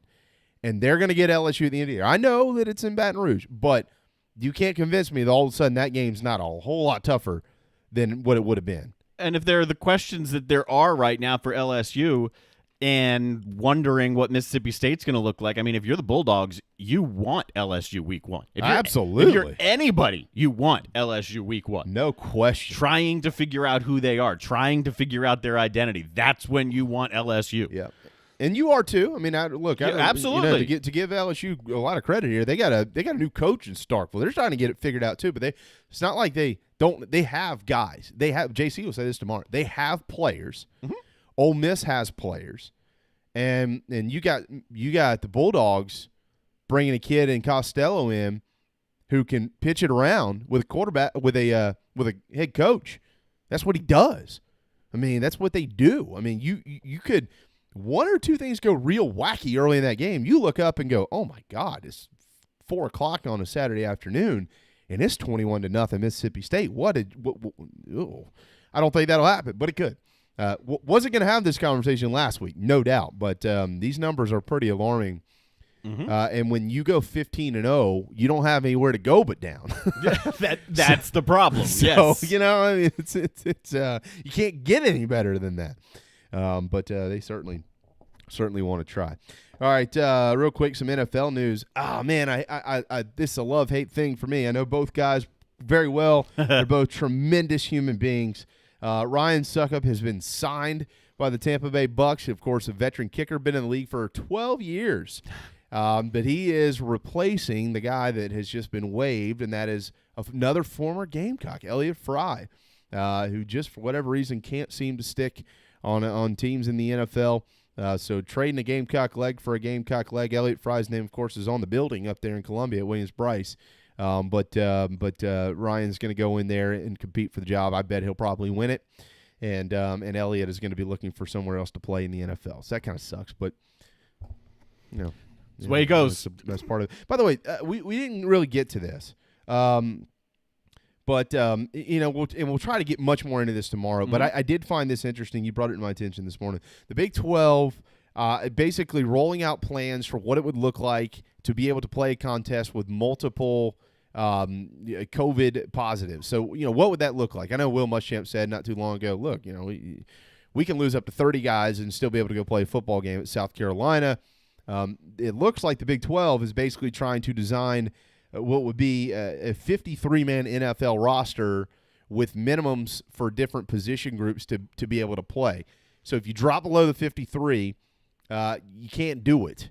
And I would venture a guess they could probably move guys around to meet minimums here and there. But from what I understand with this, Darren, let's say you're not below that. Let's say they have an outbreak, but they're able to go play. They got 60 guys, mm-hmm. but they don't have any quarterbacks. Is that it? They call the game off, postpone it? Well, I guess, you know, I don't know if that was particularly in the release. I don't think I read that example. What I read was that you have to have at least one quarterback, minimum of one quarterback. Well, okay, so say your 4 quarterbacks are all out, but you've got a running back who you can put in as a quarterback. Okay, all right. So I mean, so you can play right. So you at that point you can play with that. Then the question becomes, what will be the penalty? Is it a loss? Is it a forfeit? Is it a postponement? I think that is still out there right now. But basically, the 53-man model that the NFL uses just accounts for enough guys per position to go out there and play. What's interesting, baseball right now, you know, we saw the massive outbreak with the Marlins and how then that changed their philosophy. You get one positive in a traveling party for baseball, whether or not it's a player, just in the traveling party. And that game, the upcoming game that night is postponed. Probably the game the next day is postponed with 1.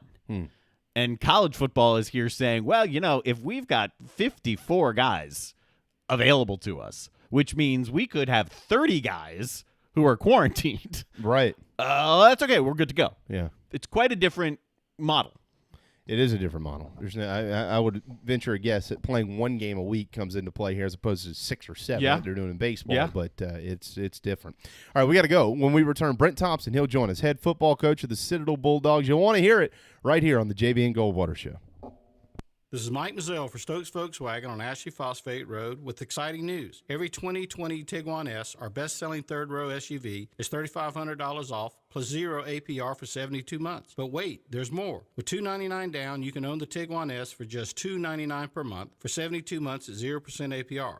Not just one at this price, over 22 Tiguans to choose from. All $3,500 off plus 0 APR for 72 months and $299 down, $299 per month. Best of all, at Stokes Volkswagen, we are so desperate for used cars that we'll take any trade in any condition, running or not. We need your trade more, so we'll flat out give you more. And don't worry about your credit. Our lenders are more lenient than ever. So if you're interested in saving $3,500 on a new Volkswagen Tiguan S and owning it for $299 down, $299 per month, come see us today at Stokes Volkswagen on Ashley Phosphate or StokesVW.com. Peace and love at Stokes VW. Plus tax tag includes $3.99.50 closing fee. Offer subject to lender approval. Expires month end. DB's Cheesesteaks, the tastiest, juiciest, and now award-winning cheesesteaks in the Low Country. DB's Cheesesteaks delivers, and not just in quality. Download DoorDash, Uber Eats, or your delivery app of choice and have it dropped off at your doorstep. Original chicken, buffalo chicken, even pizza cheesesteaks. Not to mention incredible cheeseburgers, massive hot dogs, and dynamite hoagies. It's all there for you and your family. DB's Cheesesteaks in West Ashley. dbscheesesteaks.com.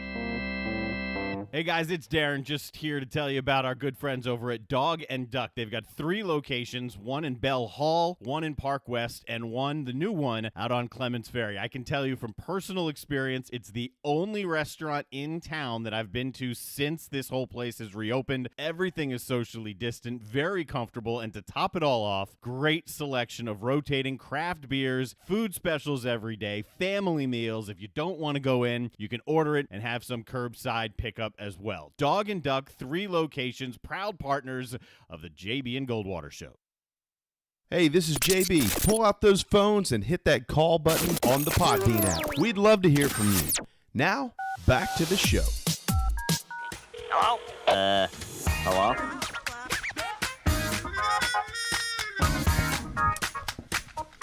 All right, 1:32 on a Tuesday afternoon. Welcome back to the JB and Goldwater Show, live, loud, online. Darren Goldwater is to my left, and joining us now on the phone lines is the head football coach of the Citadel Bulldogs, Brent Thompson. Coach, good afternoon, and how are you? Well, it's a beautiful afternoon out here, and we're practicing football today, so I'm doing well. Oh, man. Isn't it glorious? I know you've only got 4 games scheduled this fall, but you do have 4 games, and I know you're proud of that. Yeah, you know, when you consider there's only other 15 or 16 FCS football teams out there doing what we're doing right now, we consider ourselves very lucky to have the opportunity to play at this point, and we're going to take full advantage of it. Absolutely. The trip up to Army, I know that was one of the things that as soon as the pandemic hit, that was an idea. Hey, maybe we can get this game scheduled with Army. What's that going to mean to your program for a military institution to head up there to West Point and play? Well, every year we always talk about when we get scheduling done is, can we get one of the service academies to play us? Can we go up there and play? And it's been very difficult and challenging as far as getting a schedule put together with them. Because the trip is lengthy and it's long up there, and you've got to be able to plan a few years out. And we're just happy that we had an opportunity to schedule them. I think it means a lot to our alum and our fans. We used to have a pretty good series with them when Coach Taft was here. Me being from the Hudson Valley, that was, I went to Jim Young football camp up at Army. I was really excited to be able to get that one on the schedule. Yeah, here's the full schedule for folks who may have or may be unaware or maybe just don't know the list. It's all changed a lot. Saturday, September the 12th, just announced a little while ago, Coach, that you'll kick at 1 down in Tampa at Raymond James against Jeff Scott in South Florida.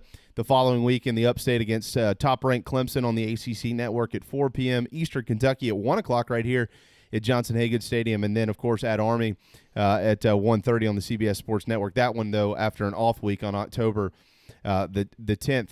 Will you try to maybe work out a future series with the Black Knights? We will. In fact, we've talked about it, and just actually getting the conversation going between our administrators and their administrator has really helped us out. And maybe possibly scheduling some future dates with them would be a good idea. And I said that we've had a lot of alumni interest in that game, so we think it would be beneficial to us if we could possibly schedule a future date here soon. What about having them come to Charleston? That will be a little bit tougher. Trying to get an FBS school to come down to us. Now, we would absolutely love it.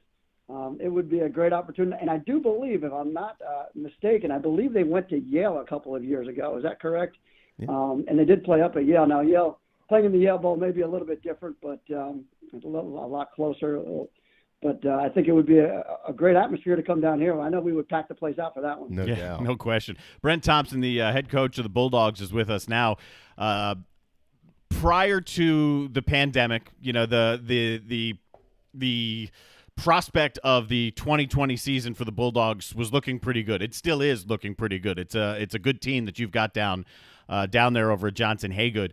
now that there's the possibility of 4 in the fall, then again in the spring, Jamie and I were talking just a little while ago that it could set up, oddly enough, for one of the more memorable seasons, not only for you, but particularly for guys. I mean, the Citadel players to have these 4 games and then still chase a championship in the spring. So what's the buzz in the locker room right now? Well, we're finally picking up a little bit of momentum. For one, when we were losing games, we lost a lot of momentum. When we lost the Elon game, and then we lost our conference games, we kind of hit a little bit of a low point right there with the team. And I knew what was in the works. I just couldn't tell the team exactly what I knew because nothing was set in stone yet. Once we started to get scheduled games out there and we started to get some exciting opponents, we've got some Florida guys on the roster. We've got some guys that love playing in the FBS games. It really started to pick us up and really started to refocus our attention on those opponents.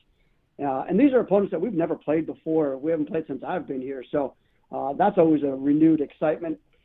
Then the prospect of playing a 6 or 8 game schedule in the spring with this same football team, I think is very, very beneficial for us to be able to play 4.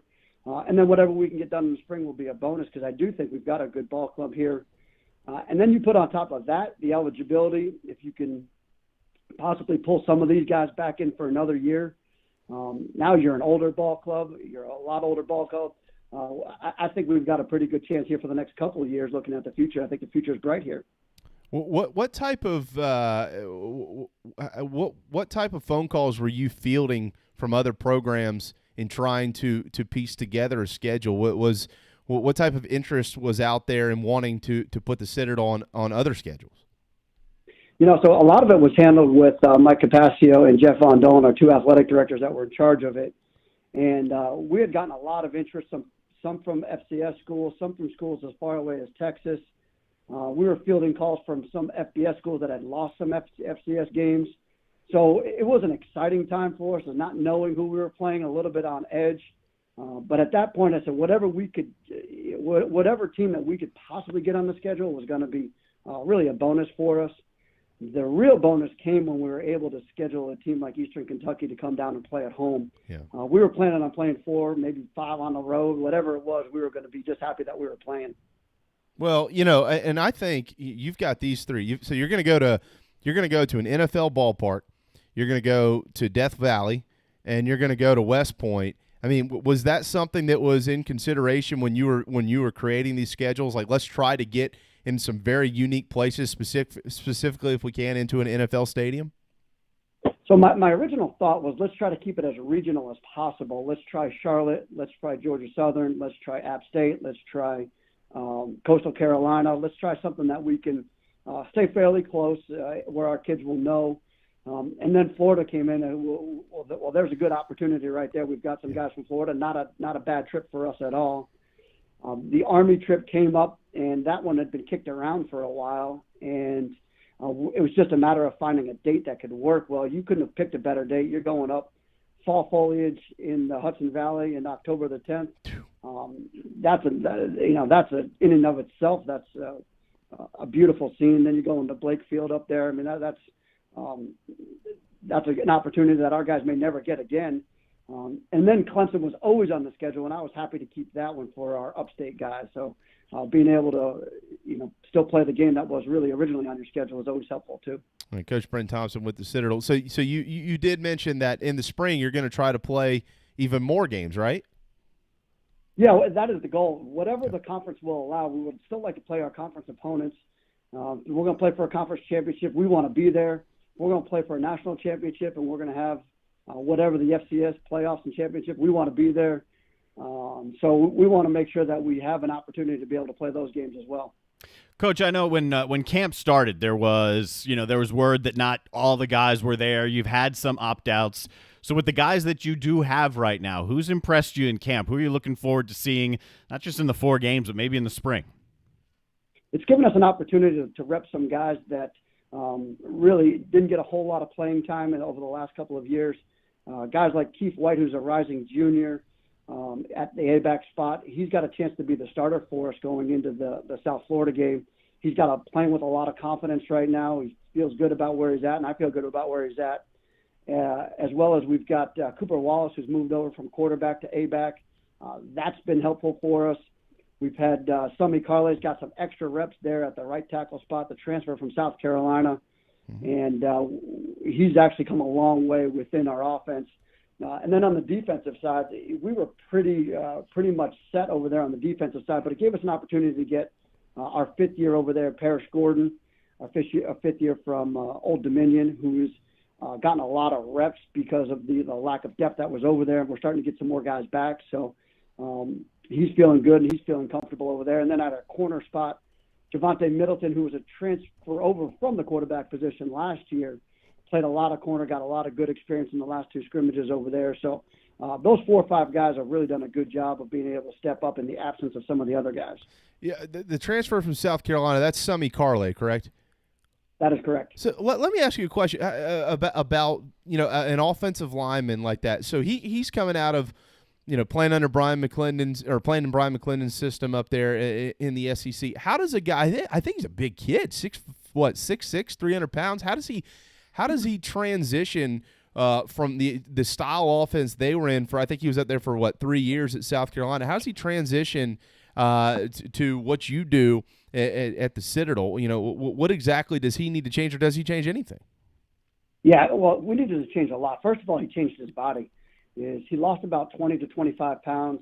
He's a lot more mobile right now than he was. I would imagine that they were requiring to be at the 300-plus pound range. We don't need to. We could require him to be somewhere around 280, 290 at his height and still be able to move fairly well. So he's going to lose about 15 or 20 pounds with us. He had to change a lot of his, just even starting with his stance, going from a 2-point stance to a 3-point stance. We've elongated his stance, so he's more weight going forward.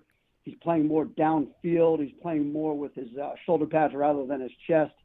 So the fundamentals and the technique are way different than they were at South Carolina. And the number one thing that you got to change is your mindset. Is we are downfield blockers. We are getting to the second level as fast as possible with those tackles. So for guys like him, he's a throwback for us to Isaiah Pinson, some of the longer, leaner tackles that we had.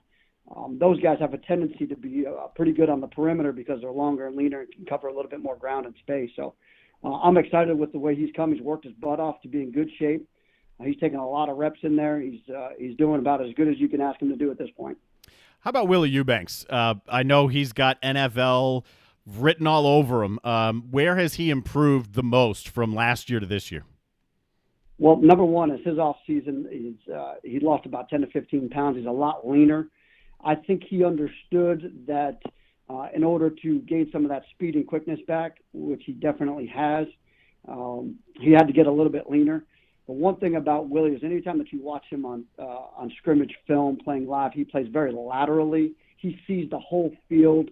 And then once he starts to play laterally, he can get going vertically and chase you down now that he's got just a different gear. So I'm happy with where he is.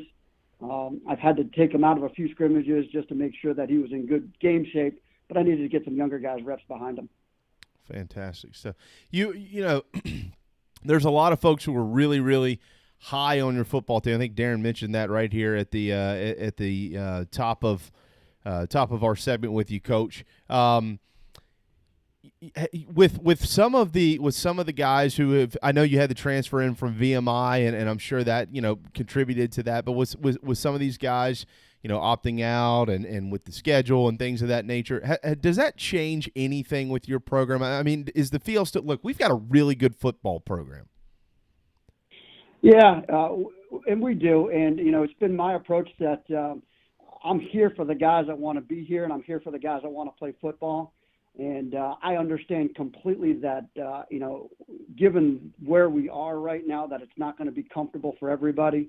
And I completely understand that. And the number one thing that I've got to do here is I've got a mission to put together the best possible football team that we can.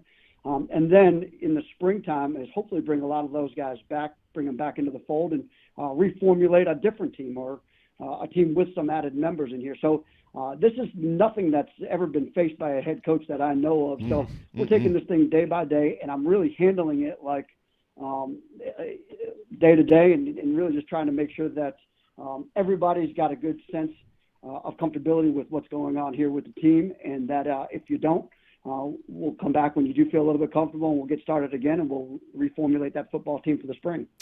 You mentioned the eligibility thing as a benefit as well, and of course that is anyone participating in the fall, any fall athlete, essentially has a redshirt year this year, whether or not you play. But how does that play in to the Citadel and the unique environment that you have with a military college and the additional year? Have you had a chance to try and figure out what your numbers might look like next year, what may be allowed, and how you can kind of play with the system a bit? It'll be very, very challenging and difficult for recruiting, and I feel really bad for the 2021 class because it'll affect them more than anybody else. Just because your numbers are going to have to sort out. They probably will give you some leeway to go over your 63 scholarship count, but I don't know that every FCS program out there. There's a reason why we have a 63 scholarship limit. We just can't afford that many. So we want to do a good job of managing our roster and making sure that we are taking care of what we need to take care of, position needs. So we've started to look at it as a staff. I'm going to try to encourage all those guys that come back for a fifth year to give them an opportunity, because here's what you have at the Citadel is you have a heavy class load. It takes a lot of credits to graduate out of here. You could gain yourself maybe another semester to be able to ease up your class load a little bit. Maybe you want to – we've got guys that start their masters can actually finish their masters now, and I've talked to Parrish Gordon, and somebody was on track to be able to do that anyway, but guys that can actually finish and follow through, guys that can get started on their masters. So there's a lot of benefit to it for those that want to take full advantage of it. And I understand it completely with if a guy wants to take a Citadel degree and move on from here. But I also always want to leave open the opportunity to bring fifth years back, because this is a program that by the time you get to your fourth and fifth year, we have developed you. We have done everything that we can to get you to be the caliber of football player that I think will help us win championships here. I think that's going to help us be successful. What's going to end up happening at the back end of the 3 or 4 years is you're going to have a little bit of a drop-off, but those are things you'll deal with down the line and try to even out your scholarship as you go over the next 3 or 4 years. How's Brandon Rainey looked in preseason? Brandon's doing well, and Brandon and Raleigh have connected quite a bit. They've done a good job here. Brandon's done a good job of leadership and keeping the team rolling and keeping the team together. Right now we are almost just about fully preparing for South Florida. We're doing a little bit of still some install left that we've got to cover, just tie up some loose ends and some scenarios and situations we haven't covered yet. But the good thing is when you have an experienced quarterback who's been your starter for about a year and a half, he's been in a lot of those situations, so you can move quickly through those. What are your thoughts, Coach? We're speaking with Brent Thompson, head football coach of the Citadel, and we won't keep you much longer, I promise. But what are your thoughts on some of the conversation that has swirled around moving FCS football permanently to the spring? Yeah, I have never been in favor of that thought. I think for us, there's a lot of benefit to playing those FBS teams, and it's not just financially. If you're just looking at the Citadel in particular, we've got 9, I believe, FBS wins, and our guys look forward to and consider themselves of that caliber to be on the field against Alabama and Clemson. And for us to lose that, I think would lose a little bit of the juice in the program as well as FCS football.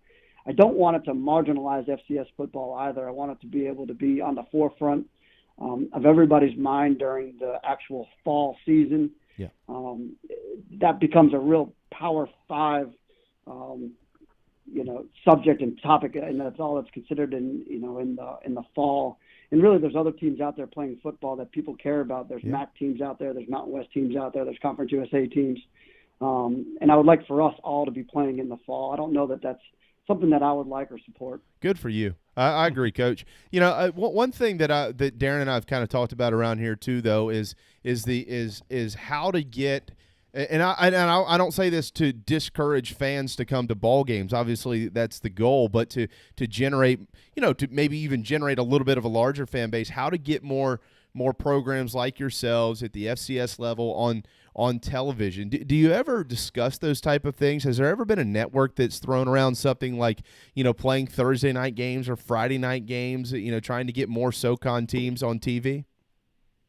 So that was one of the topics of the discussion that came up here amongst some of our coaches when some teams and some leagues started to drop off was, could we actually get ourselves into maybe an ESPN Tuesday, Thursday, where the Maction used to be, something like that. I think that it would be very, very beneficial for FCS football. The issues that we run into on our level is the academic end of things. Is we've got in order for us to play a Thursday night game, it's very, very challenging with our academic schedule, and I would imagine a lot of FCS schools are like that. But if you did it once or twice a year, I think it would be well worth it as an FCS community. I agree. I think it would, financially it'd be great exposure for the exposure as well. I mean, now we just need to get somebody to pitch in about $20-30 million and let's put up another side of the ballpark down there. I'll get out. I'll go out and look around for you. I know a guy or two who might know a guy or two. How's the new turf? Use a little help. Yeah, you loving the new turf? We love it. We've been down there. We did some workouts on it over the summertime. We had our 2 scrimmages down there. We're going to go down there this Friday and this Saturday. There's a noticeable difference between the 2 turfs. We've got an older turf. I say older, it's only about 4 or 5 years old. And then we've got the new turf that was just laid down this past year. There's a noticeable difference in just the feel of it. It's not quite as spongy or squishy. It's got a little bit cooler feel to it. It's more fairly level out there. There's a lot more space on the field now that we've taken it really from fence to fence on both sides. So there's a really good feel to the stadium at this point. You watch it on film, it looks really, really nice. I was not the first one to jump on board with having turf. I love the Bermuda grass that we had out there, but we did it, and we did it first class, and I love it. Fantastic. Coach, we appreciate all of your time. You've always been very kind to me, so I certainly personally really appreciate that. Your class act, the Citadel, is very lucky to have you, and we look forward to speaking with you again and wish you the best of luck. Yeah, I know it's only 4 games here in the fall, but what a slate for your guys. What a great opportunity to get out there and get some big-time wins for your football program. Thank you, man. I appreciate you guys, and we're fired up. Absolutely. Talk soon, Coach. Thank you. There you go, Brent Thompson, head football coach of the Citadel Bulldogs. And, again, a very, I think, a very special schedule for the Dogs this year, only with 4 games being played. But South Florida, Clemson, Eastern Kentucky, and Army. And he had a great – look, if you think about it. All right, so you're going to go to Clemson. In September, you get to go down there and hang out around the beach in Florida.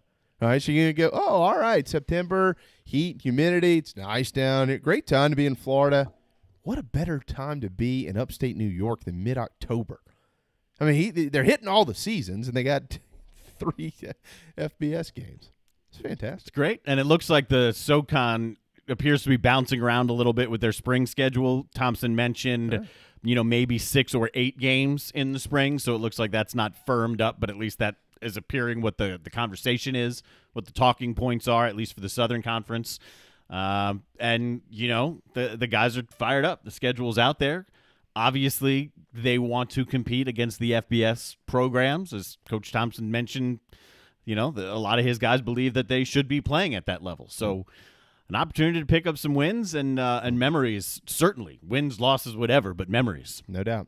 No doubt about it. I really appreciate Coach joining us there in that last segment. HolyCityDriveIn.com is where you'll want to go to check out the drive-in movie series over at Patriots Point. Patriots Point, of course, presents our national anthem every day, 1 o'clock right here on the JB and Goldwater show. What they've done, by the way, it used to be Friday, Saturday, Sunday.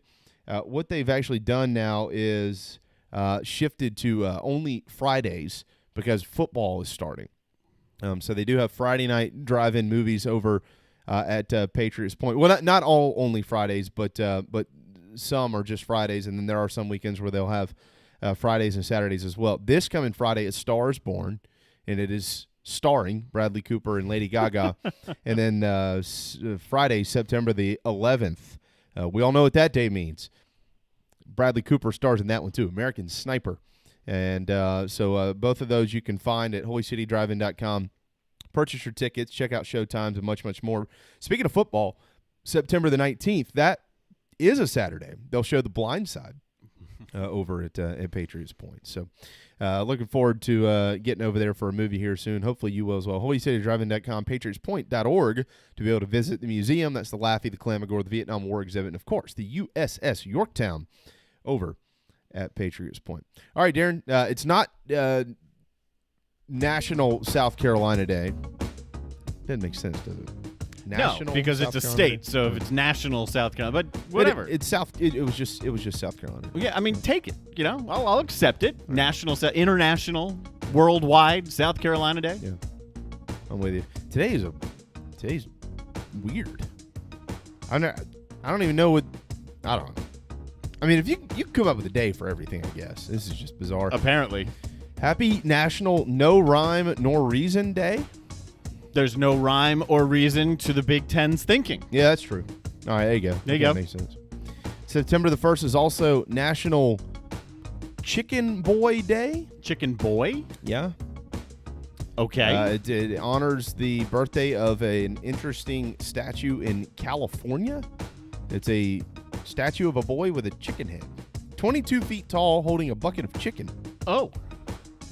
So there is a day honoring a statue. Yeah. Apparently it's on Route 66. Nice ride.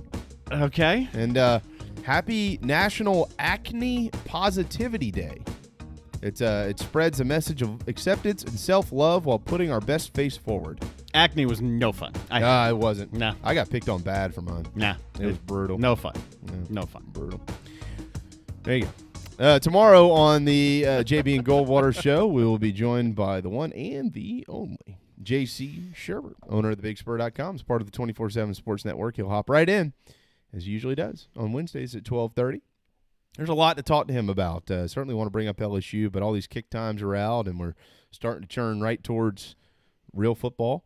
And so we'll start. Now we can kind of start to talk about some of these ball games. I mean, we're within a couple of weeks of the ACC and the Big 12. We can start to dabble in some of these big matchups with the SEC. Fun right around the corner. Can't wait for it. The things that we love this time of year. By the way, all this other crap. One thing I'll just correct. Earlier in the show, we were talking with Gene Sapikoff. We pointed out that the Clemson game would be at night, probably nationally televised.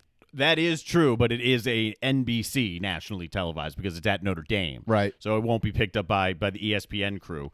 And I believe Mike Tirico will have the call for the Notre Dame game. So that'll be awesome for Notre Dame and for the Clemson fans because I believe Notre Dame has said no fans. Yeah, no fans as of now. So actually, it wasn't just no fans. It was students first. Yeah, players' families, right, faculty and staff. So band, I think. So Notre Dame's putting students first, whatever their number is going to be. Whoever wants a ticket as a student, they're going to make sure to accommodate as many, if not all. After that, it's faculty and staff, and that means that a lot of folks that you and I know pumped about going up to Notre Dame for the first time. They're not going. It's not happening. No, you're not. Yeah. No. Players' families, though, Notre Dame players' families, they'll be there. Josh Pate, Late Kick Josh on Twitter, 24/7 Sports National Director of Video, hosts the Late Kick podcast, tweeted, after what seems like an eternity of squabbling, there's still nothing stopping the Big Ten from deciding today that they'll start early to mid-October. Well, there's nothing stopping them. There's also nothing that's going to make them do it. I mean, it's just unbelievable. Whatever. Thanks to Gene Sapikoff and head coach Brent Thompson for joining us on the JB and Goldwater show. And as always, thanks to my friend Darren Goldwater for his fine and very difficult work around here. Today was particularly difficult. Guess what? We're back tomorrow, though, 12 o'clock. We hope you'll join us then on the JB and Goldwater show, driven by our friends and yours at Stokes Volkswagen.